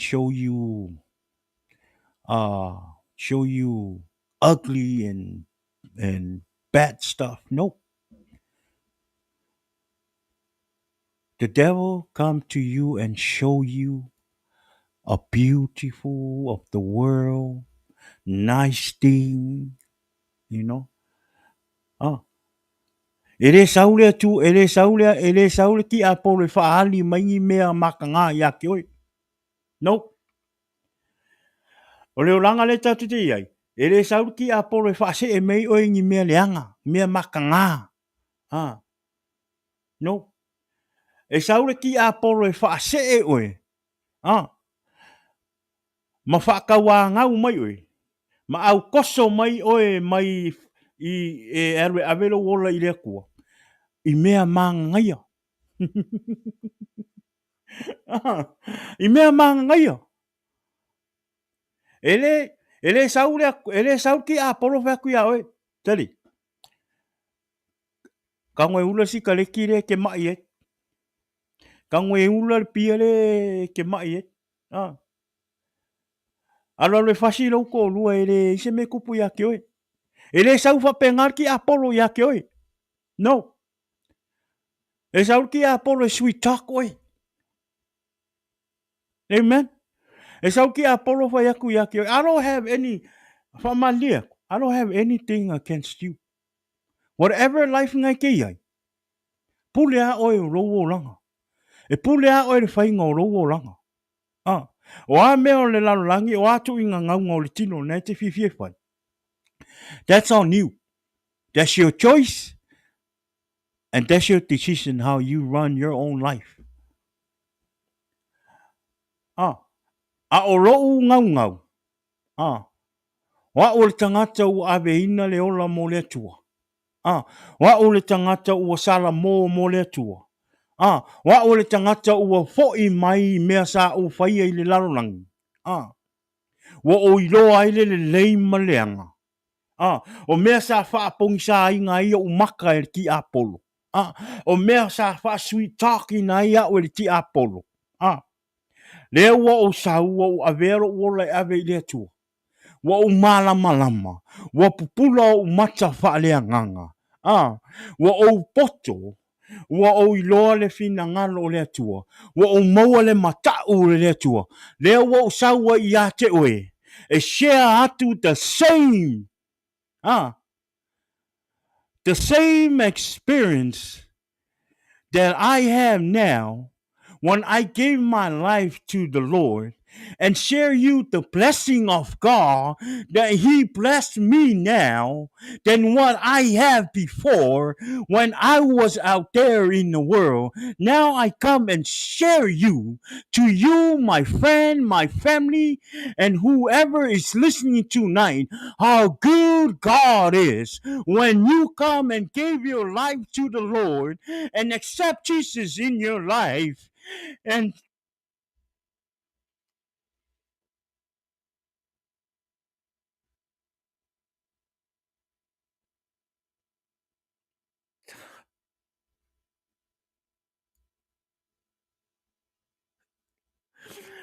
God is so good. Like I said, whatever you do for your life, that's your decision. I don't have nothing. I'm not trying to stop you. You do your life. But let me remind you, I used to be like you. I used to love to smoke. I used to love to party. I used to love to drink. I hate going to church. I hate to listen to the word of God. But you know when Jesus come into my heart and changed my life, everything that I do, I was blinded by the devil. I was blinded by the devil. But now God opens my eyes. I feel peace in my heart. I feel joy in my heart. I feel the love of God in my heart. And God used me to come and tell you, my brothers and my sisters, It's time for you to give your life to the Lord. Wa o le taimi o te tau o tātou o mai o tātou ola i le atua. Awe o tātou a nganga i le atua. Awane i manu mālo le ti Apollo i ate oe. O mea umane nā e ro o whaase e hina i oe ma whaapong sa hina i lo wa ai i le atua. O mea ngā ro o tau mawhai e ti Apollo e wa ese mai oe ia awane i manu mālo le atua i ate oe. Amen. Le taimia e te talia ai e su i tau no rau loto. Le taimia e te sau e avero wala mo le atua. O le ngā e te wa ai e le manuia o le atua. O le nā e te stofo ina i le sumalie. Pe i o le meli. Le sumalie le fina ngalo ma le upo le atua i lo tangata. I lo wanganga wha le anganga. O le nā fo i e maua i a te oe le loto toa. E te whaia i le fina ngalo o le atua. O le ngā fo i e te maua i le loto toa. E te tū ma whai le mea moni o le atua. Ma le fina ngalo o le atua.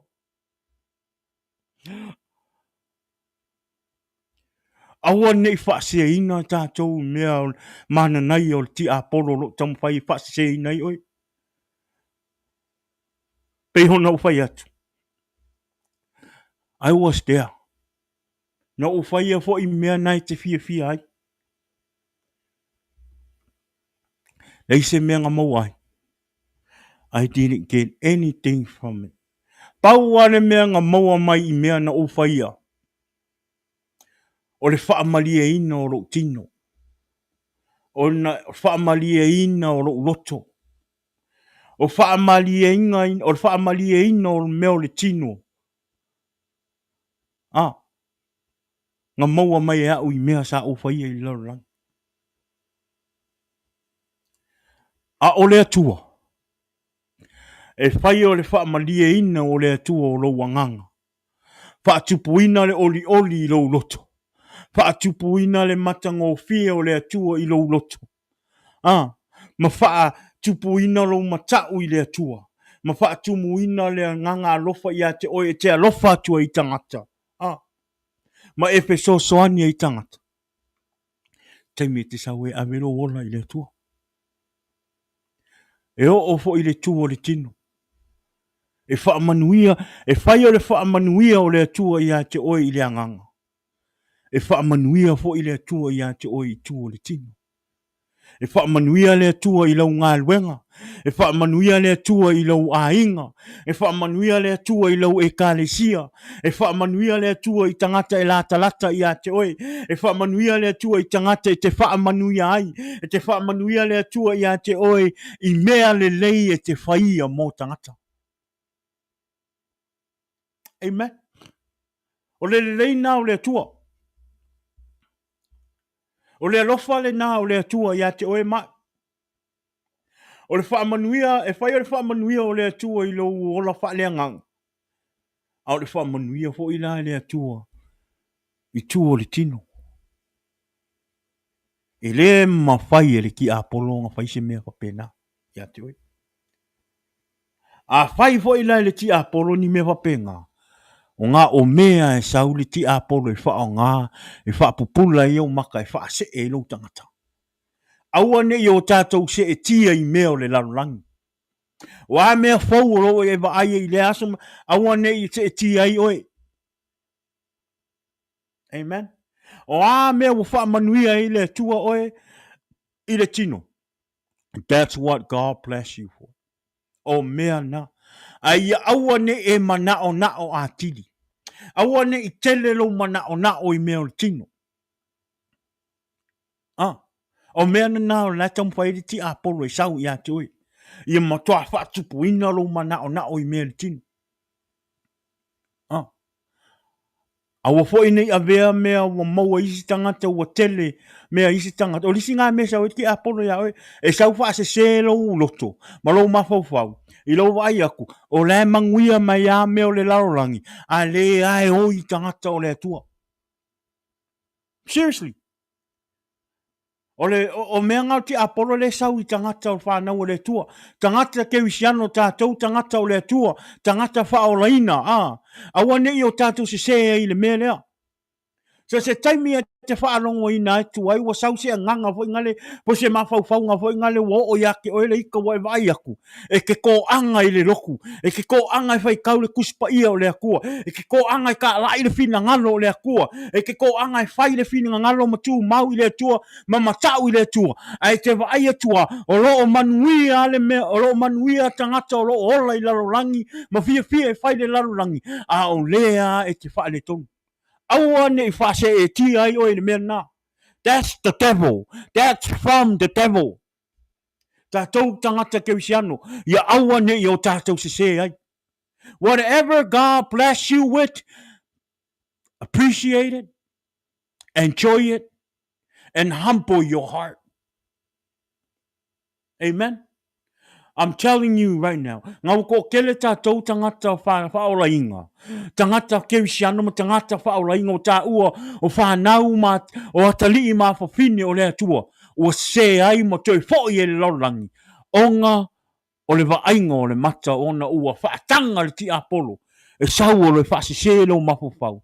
I mea mana nei o lo tutupu I laurangi. Amen. Ia tātou mātala. Amen. Tātou mātala. God be the glory.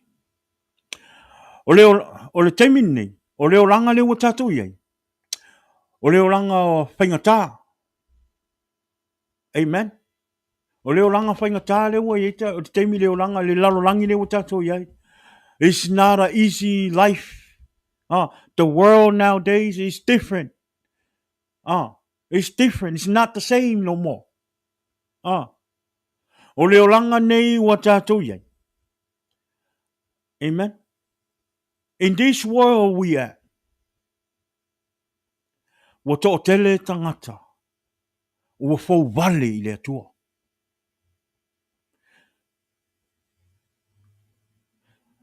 In this world we at, a lot of people against God. Amen. The world we at right now, a lot of people is not fearing God no more. Le lalolangi le wakako iai. O le lalolangi le wa iai nei tātou wa le to iai se matau I le tua. Ua tutuli talinga I upu le tua. Le lalolangi le wakako iai. Le lalolangi wa le ko iai se makau I le akua. Ua kukuli kalinga I le upu le akua. Ua le to iai se fia ma se oli o le loto I mea whaaleanganga. E whai o le makau I le akua. Ua kukuli kalinga I le upu le atua. Ua le fia whaalongo I le upu le atua. Ma ua le ko iai se oli ma se fia I mea whaaleanganga. Ua ngā o mea whaale kingo ma mea whaale lalolangi ua fia ai ka ngaka I vai kaimingei. Ua tele fo I tangata ua iai nei lalolangi ua tātou iai. O tangata o le lalolangi le taimi nei, ua alo ese o lātou fofonga, ma o lātou loto I le atua. Ua maha loto I le atua. Le lalolangi le ua tātou iai ngei. O le lalolangi ua maha loto I le atua. O le lalolangi ua le toi matau I le atua. Amen. Le lalolangi ua le toi fefe I le atua. Le lalolangi ua le toi fia I ni mea whaaleanganga. O le lalolangi ua kukuli kalinga I upu le upu le atua. Le lalolangi ua le toi fia whaalongo I le whetalai mai o le atua. Le lalolangi ua fo'i o lātou, ua alo o lātou fofonga, ua alo o lātou o langa I le atua. Le lalolangi le ua tātou iai nei. Po le ala le whaingatā mai o le lalolangi. Po le a fo'i la le maa o roto tangata. Male le fia te whaalongo i le upo le atua. Mai eskelu. Le whai upo e fitu. Lona mta upo e lua, le whai upo e fitu. Mai, ia e whai atu lava au upu ia te i lātou. Pe lātou whaalongo, pe le ai. A wā ua fouvale lava i lātou. You must speak my word to them, whether they listen or fail to listen, for they are rebellious. Le ua whai mai le tua. Mai le tua ia iskelu. Pe lātou te le talia, pe talia lo upu. O lātou wa o tangata wa fouvale mai ia tia. Pe tātou te o mai ala e tā la i le upu malfina ngalo o le atua. A le whaalongo mai a tangata laulangi. Ma le fia whaalongo mai i lau alofa ma lau au ngangi a koe au mai e ave leola i le akua. Ua laka le a fia o mai o le akua. Yesu ke wiso. A le fia whaalongo la unga pele upu. Ku ai pea. O la kou aia o ka ngaka ua fouvale i le akua. Kalosia o lo e fouvale i le akua. Kalosia e kele o fouvale i le akua. I hope you watching right now. You're not against God. Talosia wa e mata mai. E le o e lisi tangata le fouvale i le tua. A whai o oe le te fouvale me i le tua. Wa te tau ona e salamo. Wa te tau ona e salamo. Ma sa we ave lo wola i le tua. A wai whai mai le tua. Pe e te talia lo na upu, pe te talia lo na upu, pe le talia lo na upu. O oe au le tangata fouvale.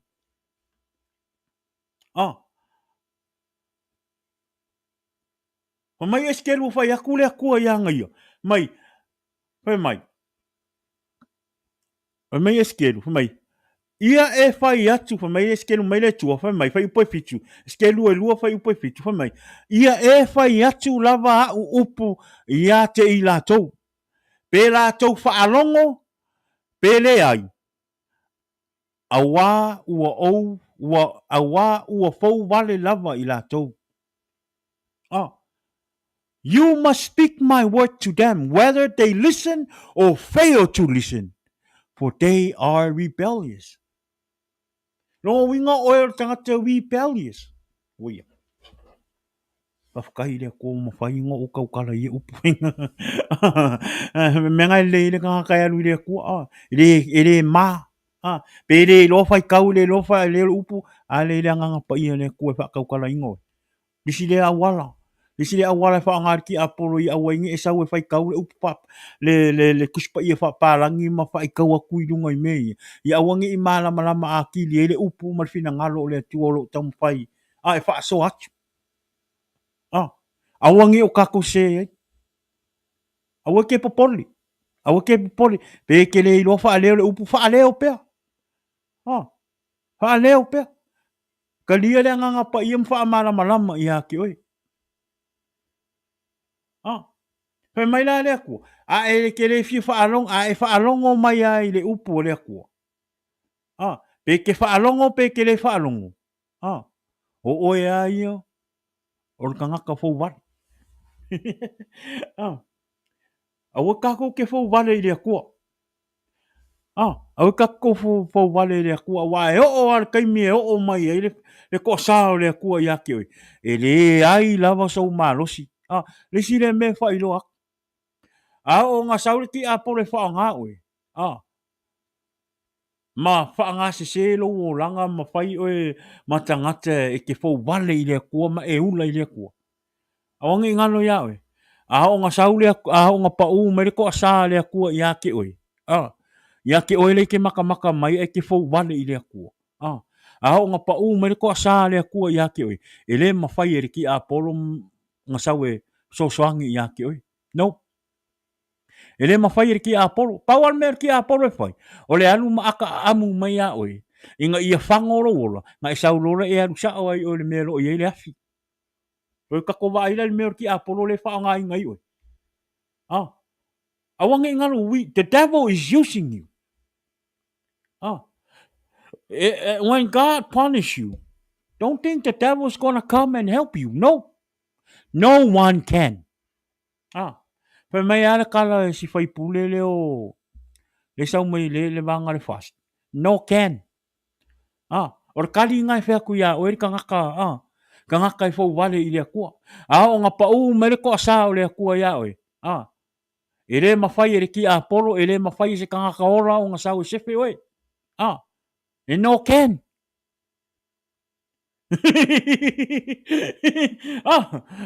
Ia mele o nga I kako ngofu malama. Ngofu a o e masu e lo tangata. Ka kalo I le kua. Kalo I le kua, e leise me fai ngaka I le kua. O a mea o ngai whakau ngā inga I le ki Apollo oi. Trucks, whatever. Ask God. Ka kalo I le kua. Kuli vai I le kua. Ka kalo I le kua e whesoswangi mai ake oi. Wa ngā o le kua ngā ke e whaa sa o loto ina oi mai I addiction I ke addicted. Ele ke addicted ai. Amen. If God can do it to me, if God can save me from the devil, God can do the same thing to you. If you really want to come and give your life to the Lord and accept Jesus in your heart. Ele mawhai o na sau so soani mai le tua I te oi. I popo ngā mawhatianga I mea na te e tanga I maoe. Pe a whai vai mai le tua. Ele o moni lo loto. Amen. Ele sau le tua I te oi pe a whai ele moni lo loto. Awane ngalo I te oi. God can see in your heart. So if you come to give your life to the Lord, make sure o ngai ke repent man fa maung. Amen. O wa e ke sau e ave ke mga o ke kakaro I le kua e vai mea le kua nga o lau sau a se longa I se fa ke a koe mea e le ke fiu e fai e koe fai fo. Amen. Awangi ngalo ya ka ko le ufa mai le kua. Pe fa alongo pe le fa alongo mai pe kalia pe le kalia. It's okay. O nga o koua o ka ngaka fouvale I le kua. O le oranga le kakeola. O le kakeola whaakasi a maka ngaka I fouvale I le kua. Ai kau mawhai ala e ka lai aku le fina ngalo le kua. Makau mawhai e au mai o a inga I le kua ma o mai kakai mai tangata o a inga o wo. E mai ave o la to wola I le tua. Ai le fifa alongo mai a ke oi. Au e ke popoli. Au ke popole o wau kangaka ua uma o lako wa e fau wale I le kua. Wa lako fia I mea o leo langa. So don't worry. Au e te popole iai. Te lia le atua ma tala noa I le tangata na. Ta lia le atua ma nangalua I le loto le nā tangata. Pau alo tātou ngā luenga I whai. Speak the word of God. Whai le fina ngalo le atua ta lai Yesu ke viso. That's it. But everything else, let the Holy Spirit of God work in your family and your people and your friends, heart. Pau ale mea tātou o le whaia pe o le fina ngalo o le atua. Amen.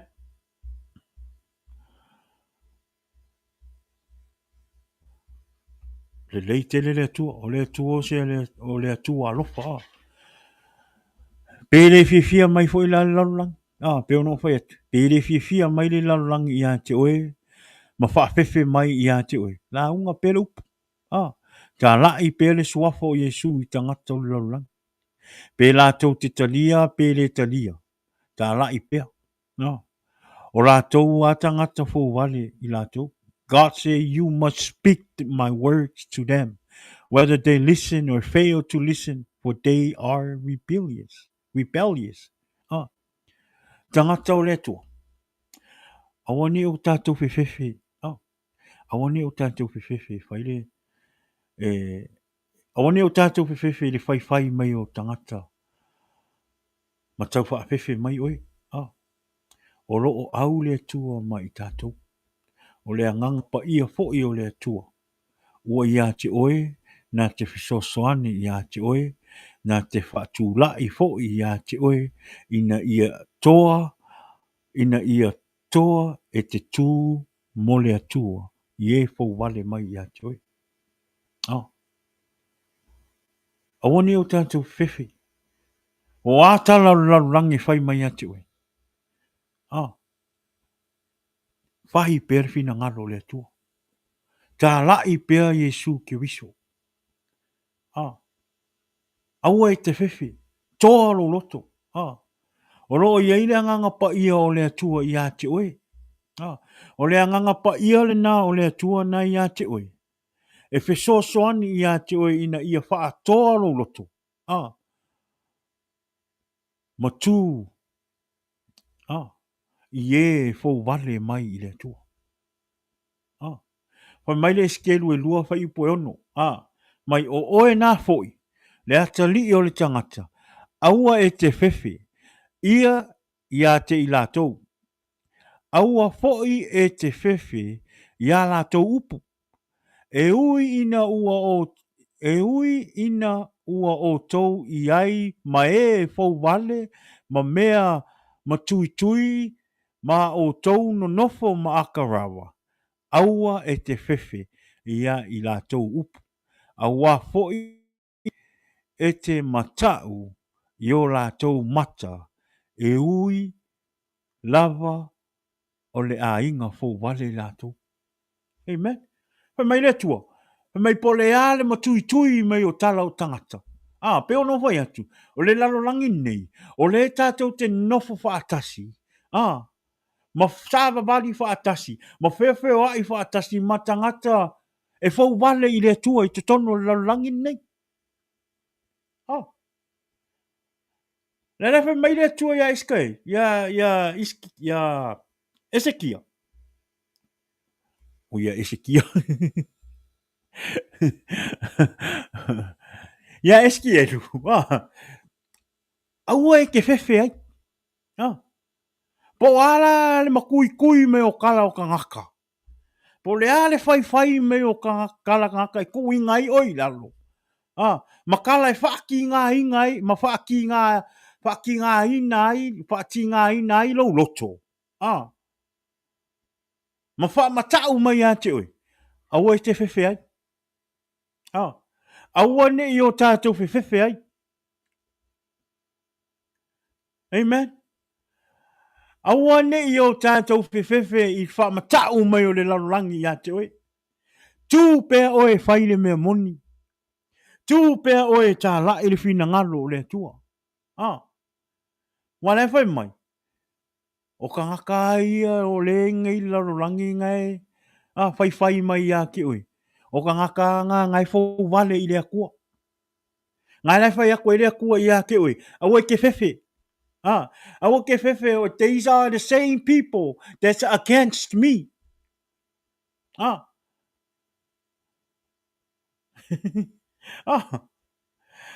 whai e le akua. Whai le akua ia iskiet. Aua ke popole i ka ngaka ngā. Aua ke popole i ka ngaka ngai whai mai a ke oi. Po le ale ma kui. Peongi akarawa. Aua ke whewhe ai. Ka lai pere upu. Pela ko ke kalia pele kalia. Aua ke popole ai. O la koua ia o ka ngaka e fau wale mai a kia. A fau wale mai ka ngaka ngai i a kia. E fau wale aku fo i a ke oi. Aua ngai ngano ia i ka kore wha ngau le atua. A fau wale ka ngaka o langi i le akua. Aua fo ngai ngalo ia te oi. E fau wale fo i tangata ngai i a te oi. I le taime e te sau e tā lai ma whaile fina ngalo le atua. Ma whaile a mi o tonu o le atua. So awala ke popole ai.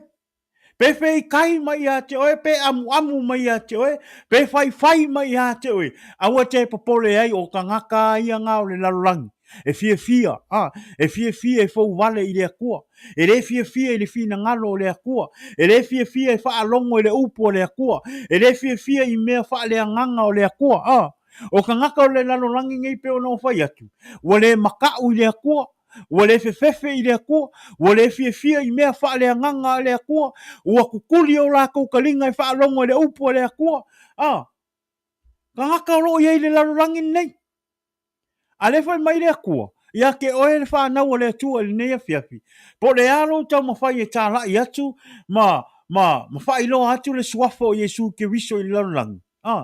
Ai le fia wha alongo. Awa ke popole. O ka ngaka ngai e fau wale a lako. O mea uma lako ke whai e anga whai e lako ke fau wale i le akua. Au whai nei ngalo ia te oi tangata lalulangi. A e fau wale i le, a e fau wale i au ngā lea kua. A e fau wale i whaangaua lea kua. Au angi ngalo ia oewe ngai ke fau wale i lea kua. Amen. Ia e whai keki. You have to be careful. Ka kou ka ngaka o lalulangi. Tangata o lalulangi leo te whai atua. Tangata o la fia e whai le tu i na naunga. Ma fia e fai le afoi. Le whaatupu misa. Le fai kala. Le fai. Awanga i ngalo ia ke oi. O oe le fai ako ele upo le afiafingi. Awa i ke fau wale i le akua. Amen. O lo fo i ese ma le fai le fina ngalo le akua. Ngau e fau wale i le akua. Ka kau wai ka ngaka ke usiango. A fai e ke leo wha maongi i le akua i langa ngaluenga. A fai fo i ke leo wha maongi i lau wala awinga e le akua o lau olanga. O ngau e fau wale i le akua. Ngai ei a tātou tangata o tā ua whamai o tātou o tangata kewisiano. O tangata kewisiano mo tangata whauraina. E tātou te le wha maongi i le atua. O ngai ke fau wale i le atua. Amen. E le ai ala se senga o e tangata whaurainga. O lo le wha maongi i le akua. Maka ngaka o le ola e fie whain mea laurangi. Because you doing, minus you out, just go back. Don't play with God. Amen. Don't play with God. There's no reason for you to play around with God. Because God's people fear God. They don't play around with God. They don't take God as a joke. Amen. So a whai e te mata mai nei a whiawhi tātou le a inga o le atua o tangata o tā ua o tangata whaolaina. A whai e te leo wha maoni i le atua. A wane i ngalo ia te oi. O ngai te whau wale i le atua. Awala nei o tātou ta alo i lumo o le atua. Awane o tātou ta alo i whina ngalo o le atua. Awane i e sau e te polo ma e ka alo i lumo le akua i ke ua pa aku le ko sao le akua i ake oi. Amen. Kero. E leo se mele leile ka alo i le akua. A fo i ngā o ina uolanga. Amen. Ngā o lo uolanga me ka alo i le akua. I have some friend I have friend and people e whai mamoli mau i lau tala le whai atu. Sa au ka alo i lumo le akua. Ngā whao ngā inga o e whaile ngā luenga le akua. Ngā whao ngā inga o te ngā lua i te tonu o le ngā luenga le atua. E whai maki a kongo. Before. At that time. E le isa o le oranga i lumo le akua. Sa au ka alo i lumo le akua. Kero. Ngā wha mā inga o e le akua. I'm telling you right now. This is why I'm telling you. Don't play with God. Ka se ele kai me wha mā inga i o i lumo ka ngaka. I luma o wo. Lau kala mana mongi. Because it happened to me. I didn't like the feeling. Lau kala mana moi. O te le fia I le whaalongonga. Even though I left it out, I laughed about it, waka yai, I pretend like it was funny to me, but deep inside my heart, I was so embarrassed. Nga oh ma, tala man mo. Ah, I le taimi na wha ngā ina ia ua vea umaki a kongo. Ah, sa o ka alo I le akua. Nga o walu e whaile e kalia e whai maki a kongo I le waainga o le kangaka. Ia hao aia, le kaimina. Alae o keilo. Ah, ele o saolo uolanga. Ala o ke alu wa onga I mga o ia waai mai ka ngaka wo ki a kongo. Ah, nga o walu foi whaapea ai longa o koe foi ku. Ah, ai longa o koe foi ku le wa o sawe. Kero.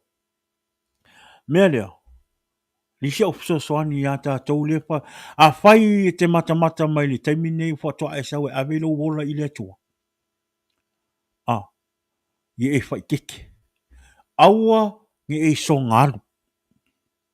Ah, whaalango I le nganga o le akua ngati control inga oe. I lau au aunga I le akua. Depend on the Holy Spirit of God to walk you.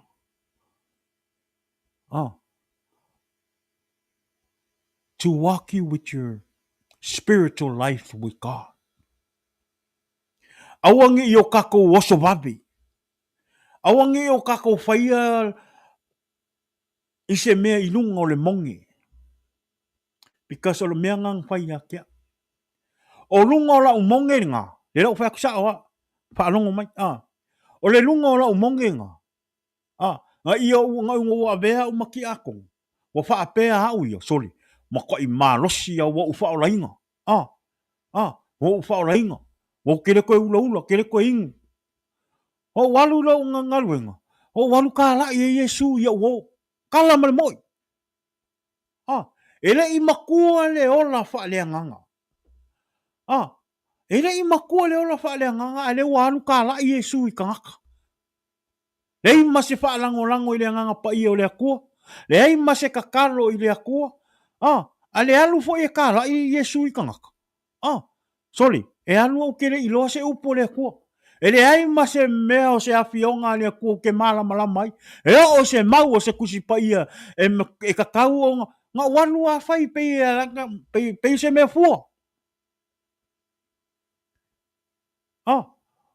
E o ngai a uo nga mako ula whaakasi la unga luenga sa o iai. O walu o whai ei tali. O koe ula. E le o se mea lelei ngā mea. O mai ave le ola.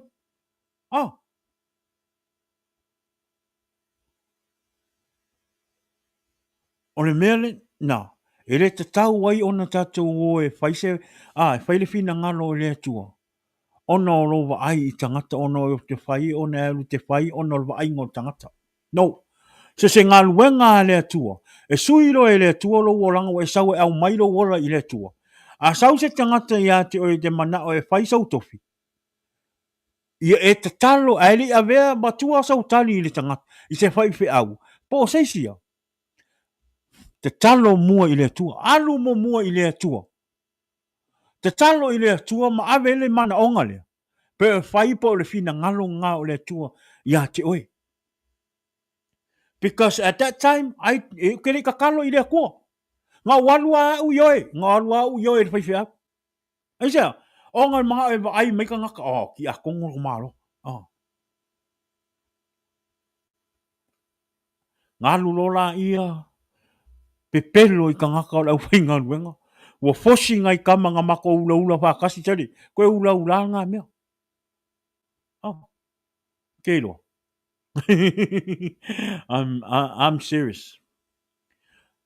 Ele a ko se vai aso kalunga walu kala ila wali ia pe a ko se lo vai aso. Tori. A le va ai mai. A fo ko sa val vali ko ula si kariki. Kala mana mo. Ke ia le vai mai la ko elu aku ko ula si kariki. Ke lo. O nga inganga fa mai ngai lo. A o upu fo ila makalang fa mai ngai ka ika.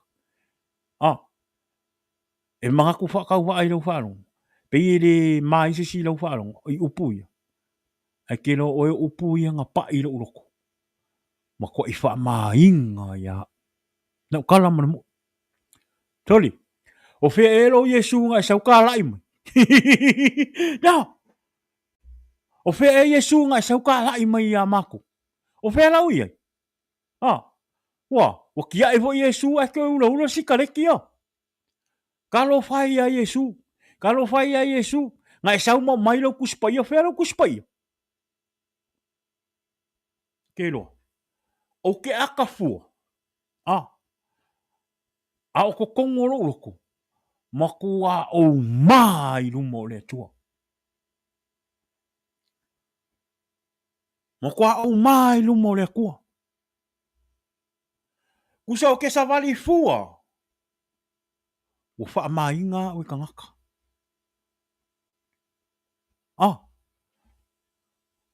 Kusa ke sa vali fua mo ko i whaia o e ma mea ula o friend. O le mea lea. O leo te whai atu ai.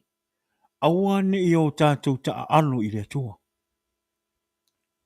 Aua e te ta alo i le tua. A o ngā wha mainga o i le tua i lumo tangata. It's not a good feeling. E ke aka mai fua. Ma e pretend like you're okay. But deep in your heart, makua e mai lumo le tua. Wa e mai lumo tangata. Wa e mapawar me ya te oe, you don't want to be around them no more. You don't want to come around your friend no more. Why? O ngā ua wha mainga oe. Aua e ke ka alo i le kua. So from a man that have an experience stuff like this, take my advice. I have friends that witness what I'm saying. And they're still my friend. They witness what I did. O mea i o te moli mau atua. O leo te wheso soani atu ia te oe. Ona o mea sa te tupu ia te au. E le tatau ona e ta alo i le tua. Awalai te ta alo i le tua ne te uafia lolo le wha maingo au. I le wha maingo oe. O le mea ranea. A tātou mai e ave o tātou wola i le tua. A fau mai lau tangata i le tua. Fato a fau lau whaolai. Whaalango i le nganga pa i o le tua. O mea uma e te whaia. E te whaalango i le nganga pa i o le tua. Awane e whaalango i le tangata. Awane e whaia le mana o ngā lisi tangata o na ua whai mai e ia te oe. Ina ua need te se. No. Ta talo i le tua. Ta talo o i le tua. Pe o lona fina ngalo lea. Ia avea oe e whai ma lea tofi, ma lea tofi, ma lea tofi. Wa isi teim. E tuu mai tofi ia i tātou e whai. Ona tātou i oe ai la ia. E tātou te lei loa po le fina ngalo moni na lea tua ia te oe. Amen. Ai a sau a le fina ngalo ia lea tua ia te oe. Wa sau le fina ngalo lea tua i lau whawhi au. E whao ngā ina oe e whai ma... Ma ao pe whai ma ti atongo, ma pe whai ma whalau tusi po le a lava tūlanga lo i ka lesia. A aluaku le whai au ia te oe. E whai atu ia te oe le tūlanga. E te whaalongo ina. A e whaalongo ina i whaale a nganga o le tua o nawa watu le nganga o le tua ia te oe. Le teimi a lea. Take it. A sau se mana onga fo ingale ia te oe and you don't feel it. Let them know. Give you some time. to go ask God if this is God calling for you. Amen. Olea, awani o tātou whiwhi. Awani o tātou whiwhi, whainga wenga le tua. Le whapārangi ngal whai upo e ongo, iskelu, whai upo e lua, o mta upo e lua, whai upo e ono le whapārangi le merenga, whai mai. You must not be afraid of them. Son of man, do not be afraid of their words either. It may seem that you are living with thorn bushes all around you. You may think that they can hurt you like dangerous scorpion, but do not be afraid of what they say to you or how they look at you. Remember that they refuse to obey me. Amen. Tātou wa ai e whina ngaro le atua. E o whai mai le atua ia ti tātou, whānau le atua. Awane o tātou whewhe tau whamatau me o tangata laurang. Awane o tātou te whewhe inga i le whai me o rou ainga ia te oe. Wa isi teim, o isi ia tangata e tau solo mua. O no mai e whai o ia te oe. O tangata o rou ainga.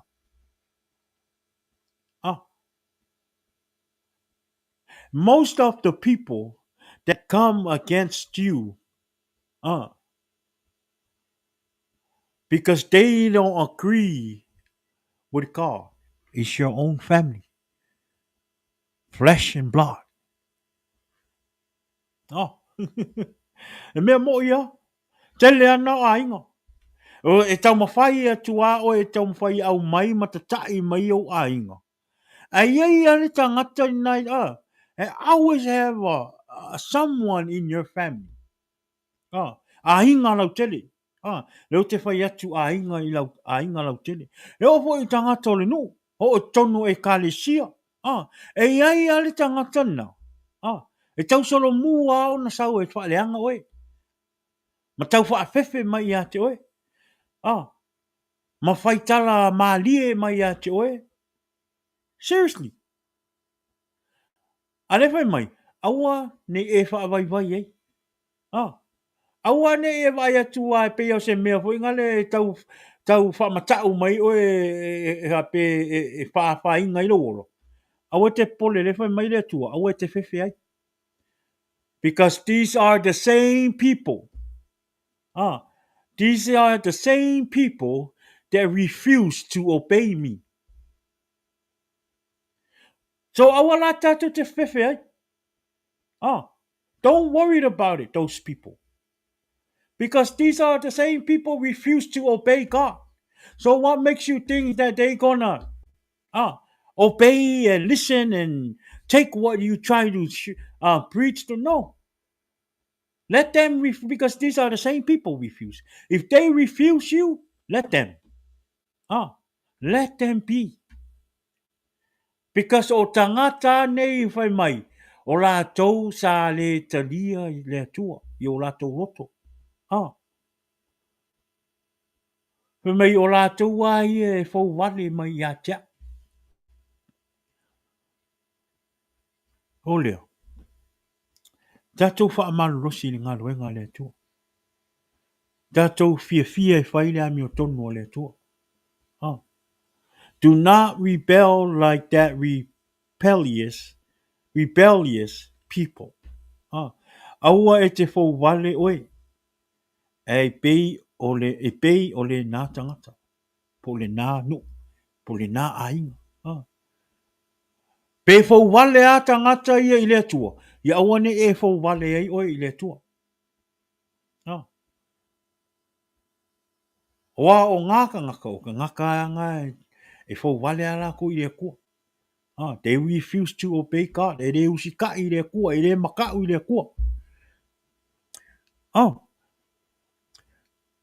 O lea.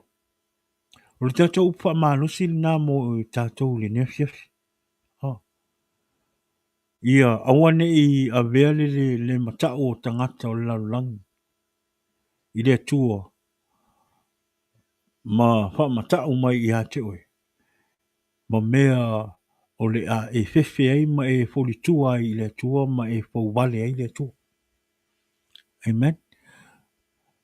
Pe ona whai mai le tātou tusi te tala le mea o tusi e tusi pa ia le tua. Tala le tua ia iskip.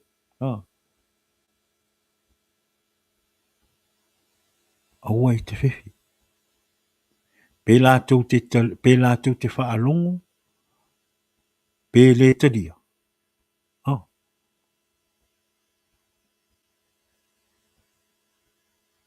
O lātou a i o tangata e fouvale i a tea. Amen. O lea. Aua ne i o tātou posi le upo le atua i loto ma nganga o tangata. Amen. Pe lātou te le whaalongo. Pe lātou te whaalongo. Le whai mai le atua o lātou a i o tangata fouvale i a te ia. Le mea lea. Aua ine i o tātou posia le upo le atua i tangata. Pe tātou te amawhai fo i a fosi mai tangata. O le tātou ngā luenga. Tātou o mai e whaasoa ma tā rai atu te whina ngalo i Jesu i le larulang. Ina ia o mai e talia Jesu. Ma whao ngā ina i lātou le whina ngalo o le atua. A o le anganga pa ia o le atua. E nang lue i whina ngalo maloto o tangata. O lo whaalongo mai le upo le atua. I ala i lau tā rai atu i tangata i le suafo o Jesu Kiriso. Because e tātou fosia mai lo tangata. O le nā e whaingata ai o na whaile whiriwhiringa sa o tangata. Let the people make their own decision between them and God. Our job as some people of God, we come and spread the word and the good of Jesus to the people. And let the Holy Spirit work in their heart and their mind so they can make a right decision for themselves to become and accept Jesus in their heart and become of the children of God. Biele tua. Biele tua. Ole ngā. Whaakanga le nganga pa i o le atua ngā lua i lo rato mo lo whina ngana. O le tāla i atu fo i o le whina ngalo o le atua i le nei lungo o le tātou polkalama ma le tātou whaamalos. I a te oe le nea fiafi. E re fosia e le polkalama po lo nei tangata. Oe e whai lau whai unga. E pūle a oe i lau o langa. E pūle a oe re whainga o lau o langa. E re pūle a ku a oe re pūle mai asis tangata. Pe ono whai atu. E le ma whai ono sau fosi mai oe i te tono le whaolotanga e re o iai lau loto. O le alana na o te whai atu ai. Whai ai oe lau whiriwhiringa. E le whai e au lau whiriwhiringa. E le whai e listangata lau whiriwhiringa. E le whai e lau kamā lau whiriwhiringa. E le whai e lau uso lau whiriwhiringa. E whai e ka ngaka i o ronga whiriwhiringa. I le wā o ia ma le akua. A o le wala awinga e le akua o le tangata. Pe o le wala awinga o le atua i a te au. E wha malosi i a te oe. E whai ara o tiuti o wala awina ia o le atua. E tā rai atu lona whina ngalo. E wha malosi atu i a te oe. E apoa i atu i a te oe malongo o ranga. A o rau a ia whiwhiringa o le wā oe ma le atua. Lei o le mea lana. E pule ei oe. E re pule ai a se tanga, e re ise pule anga o sisi tangata e pule ia te oe ma lau whiwhiringa, le whai e oe, le wā oe ma le atua. E o lo whai whi au, e o iau a inga lotu po o aia, e re ai ma se ai a te tau o se tangata e latu ai pule ia te oe, lau whiwhiringa e whai. No. E o ai le atua, e re pule mai le atua i lau whiwhiringa. Ah. E whai ai oe lau whiwhiringa, i le wā oe ma le atua. O lau whiwhiringa e te manui ai, o lau whiwhiringa foi. E te mālai ai. O lea, o le tatou wha mālosi le nai ne fiafi. Ia, tatou wha mālosi le atua. Te lia le upo le atua o umona. Wha mālosi atua i le ne fiafi ia te oi. Wha tanga le anganga pa ia o le atua i lau loto. E wha matala tala a tili wha malamalama i lau loto mo lau finangalo. Ilona mana o ia te oi ina ia e sau. E avelo ola i le atua ma. Ma te lia Yesu. Peo no whai atu. O le lalo langi le ua tatou iai ua. Ua le koe le lei. Ua le koe iai ase le lei. Le lei ala kupu mai o ngei me ko kupu mai. A oro e pi ama pe i le akua. Ma whai along fi ngalo ma e wha maongi i le akua. Ma e makau i le akua. O le mea ngā e kaunga wha siri siri i a ki oi. Ka kou ka whangau o le akua. Ia ka kou makau i le akua. O le mea ngā ia number 1 i kokongo o loko. Ia e makau i le akua o ele ka haka whaorainga. Ngā o le mea monia. E kere ngako mai e whengale e ave o tātou vi inga ma whaftai i le atua. Ma tātou tā ua i tātou o whanau o le atua ma tari i o le atua. Ai te re o matau i le atua. Kusa o lau matau na i le atua. O lau matau i le atua. E te o pei i le atua. Amen. O lau matau i le atua. E te re whewhe i whaere whina ngalo le atua. O lau matau fo ina i le atua. E te manui ai. O e molo ai. Ia wane mea mo ia. Ko kere kako e loa le akua. E loa Yesu. Ai kako kere o pei le akua. Kako kere o pei le whina ngalo Yesu. O lea. O le tātou upa marosi na i le nea fiafi. Ia ile anga leima le alofa o le atua. Ia, i lo wanganga mo lo loto mo lo fina ngalo, ina ia e whaia se whai unga le lei, mo lo lava tangata. Peo no whai atu. O le, e lua mea o lo whaatali mai ia i tātou. O le ola e whaavavau ma se oli e whaavavau. E whirwhiri o e po whia mea ngā e lua ke mga oe. E o whai ngalo ia ki oe. E le whapea a umakulole a e maliu a e oki aku wa umaro ora marilarangi. Nga e whapea la ia ngaro walu ai kere koe whaalongo, kere koe whaalongo inga ngi mea. No. Ke whaalongo inga arki inga. Ke whaalongo inga ho ile malu. A e alu le ola e whaavau. Ke whaalongo inga le malu male. Ke whaalongo inga le matango fie o le pai mai o le atua. Ke whaalongo inga le leo o le atua ma e o lo vivi i atu i le atua i lunga le ola. I le ola e whaavavau. E alu fo i le seu. Ke whaalongo inga le ki ngā ma le makui kui o le mu o le afi i lau kingo. O i lau wanganga. Mea mo ia. Ai kangula e kukuse afi lano ro lima pe mu weso lima le o ngau. Kere ma whai o ngai e karikari le ki ngā.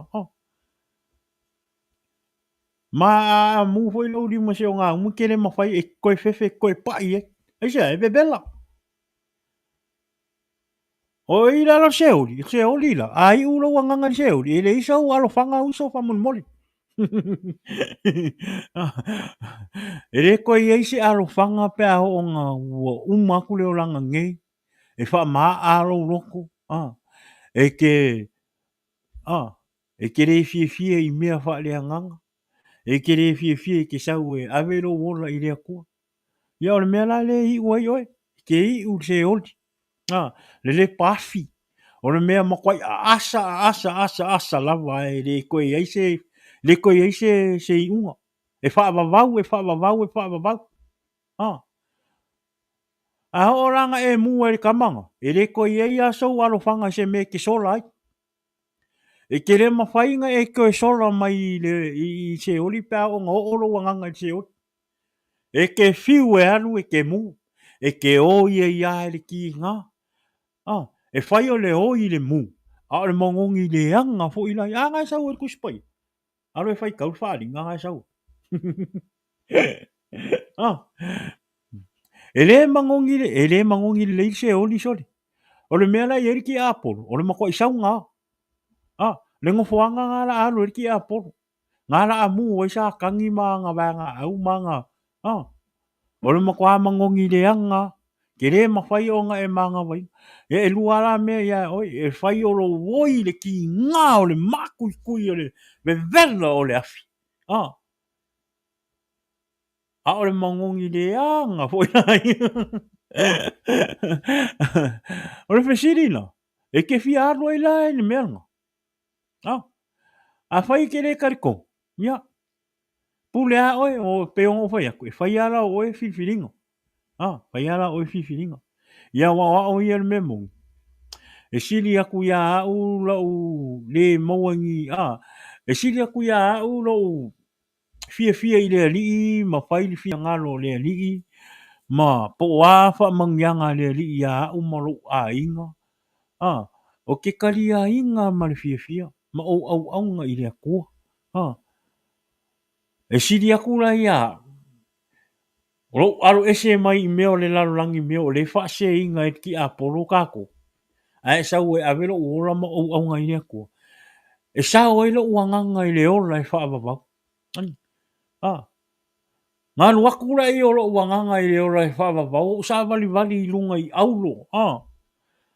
Pe meo le au wala e sa. E ke sa vali i lunga o aulo. Amen. Kusara la ke sa vali i lunga le aulo. E whaababau. Ma au ki vii aku i le akua. Ma wa aia le maka ngō fio le ola e whaababau. A ngai ke oi. Ngai ke oi ai le. Se oi. Ke ngā lala i se mea malulu. E ke ngā lala i se vai malu. E ke re koe ai a se o alofanga. A whai e ke maka mai ni ngai kai. A whai oro e maka mai ni ngai kai mea kongo i whanima. A e te loa. Amen. A e te sila fia.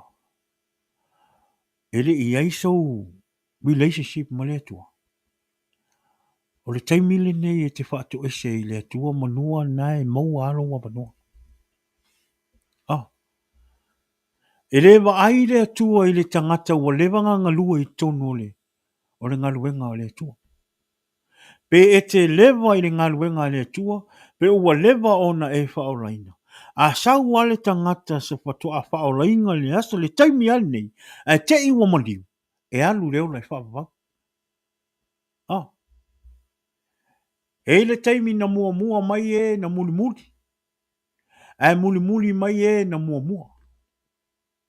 A whaila e te mata mai le taimi nei. I tono whare mai, po whea lava i le mea nai te ai ua e i loa. Wa lata i lau taimi. Ai whaalongo mai lo leo le taimi nei. Whaataitai mai lo te talo. Amen. Ai ei fo i nisi whaamole, se atu tātou por kalama ni. Po whea lava i le mea nai te mata mai e, if you know, wa lata i lau taimi. Whaataitai mai lo te talo. Ina ia e talia le atua, Yesu ke viso, i te tonu o lo loto malawanganga. Ia avea oe matangata whaolaina, wa e talia Yesu, e avea mau atua.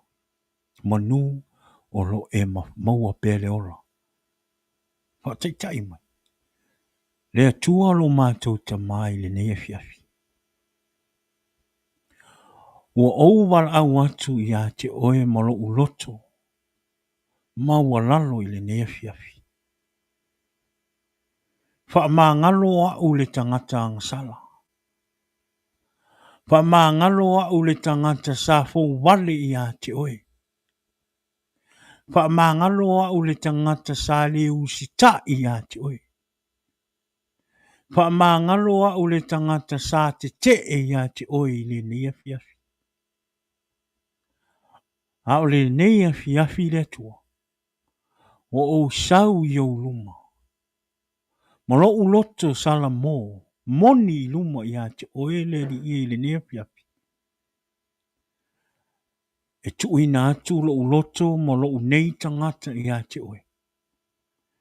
O te talia ai oe Yesu ke wiso. Lo ua lii mo lo uwhaaola. I te tonu o lo uloto mo lo uanganga i le nei fiafi. E te a fio mai i te tonu o lo uloto. O ua avea oe mo ua lii mo lo uwhaaola. I le afiafi nei. Mo lo uloto whaatua tua. Ia te oe Yesu ke wiso. I le nei afiafi. I le suafa o Yesu. Amen, amen. Bi ia le tua. Thank you, Jesus. Amen. Bi ia le tua. Whaafetai le tua ua e talia ina le tua. Ua e talia ina Yesu. E awea mau whaaola i le nei afiafi. Ie whaamanuia le tua i a te oe. Whaalangolango i le anganga pa ia o le tua i a te oe. Ina ia. Ma ua aro roto i le tua. O awhai unga lei la e whaia. Whaalangolango i le tua. O lea. Whaamanuia le tua le tātou maftanga. I lunga o le tātou pokalama i ne fiafi. O le tātou whaamalosi nā. Whaamanuia le tua i a te otou i ne fiafi. Ne astonai. Le aso a tae au, ia. Manuia le aso tā puai. Le aso a tae au i sauninga. Tātou o uma le lotu. Tātou whaalongolongo i le upo le tua. E whaamalosia i o tātou ola whaale anganga. Ma ia tātou maua ape i le tua. Awane a vea tātou ma tangata i fouvale i le tua. A whai e te fouvale i le tua i le oe se tangata o le tua. A whai o a vea oe ma tangata o le tua. Ia e whaamaoni i le tua. Ma whai le ami o tonu o le tua. Ia o tātou pol kalama le nā i le nea fiafi. Whaktai ia le tātou a inga. Tātou wō. Ia tātou paanga i le nea fiafi. Ia, e ala i la o tū whaatasi mai lungo tātou pokalama. Awane i ngalo wha mole, share tātou pokalama. I lungo lo Facebook, ale ngata i lea, le tātou YouTube channel. O lo sau i lalo le whaingale whaalinga ngai li fo i lalo le link. Le link o le YouTube channel, ia, e wha mole. Ale asiasi le tātou YouTube channel, ia ma subscribe le kako channel, wha mole, ma share, ma like, wha mole, wha aptai la o tō langulangu ino le tātou pokalama, le ngata i le share ino le tātou pokalama ina ia wha ala ui tele atu le upo le tua, ma soo atu le upo le tua, ma o atu le upo le tua, tuli manu o whao le neilalang. E ala le tala ina o le upo le tua i loto mpina ngalo o tātou tangata o lea tātou wha manlosi le tua, wha manuia tele lava le tua i le neia fiafi, ia manuia le aso tapua i le tua le aso a tae au. O lea, ia a veli nei taimi. Awane i ngalo le tātou polkalama, le asa le aso a tae au, le tātou polkalama, ia i le ono, le ai o le a tu vawe me le tātou pokalama i le tu la 5 5 po le ono i le afiafi le aso a tae au le tātou pokalama o mai tātou te whaalongo i le upo le tua ma tātou whaasoa i le upo le tua Ia, i le aso a tai au. O le ia manuia tele le nei pō, pa manuia le tua i tātou maftanga i le nei fiafi, pa tai le whaatasi mai, ia vele nei taimi ia e whaatou whaatu ai, ia i le pāsa le tātou pokalama, ia fina i le nei fiafi, fina manuia le fiafi, manuia le pō, alufa le tua fōa i pe ia te oe le ola ma le malosi. Yeah, in the name of Jesus, amen. Yeah, o le tātou pokalama le nā, manuia tele le nei pō, o lo tau au auna le nei, pao Faraimo, Jesus is the answer podcast, manuia tele le nei afiafi, ona Yesu, tātou wheloa i le aso atai au, i le ola ma le malosi, i le tulai lima, le aso atai au, pa manuia atu le tua, amene, to wha Yesu i fu. Jesus is the answer for the world today. Above him there's no other. Jesus is the way. Jesus is the answer for the world today. Above him there's no other. Jesus is the way.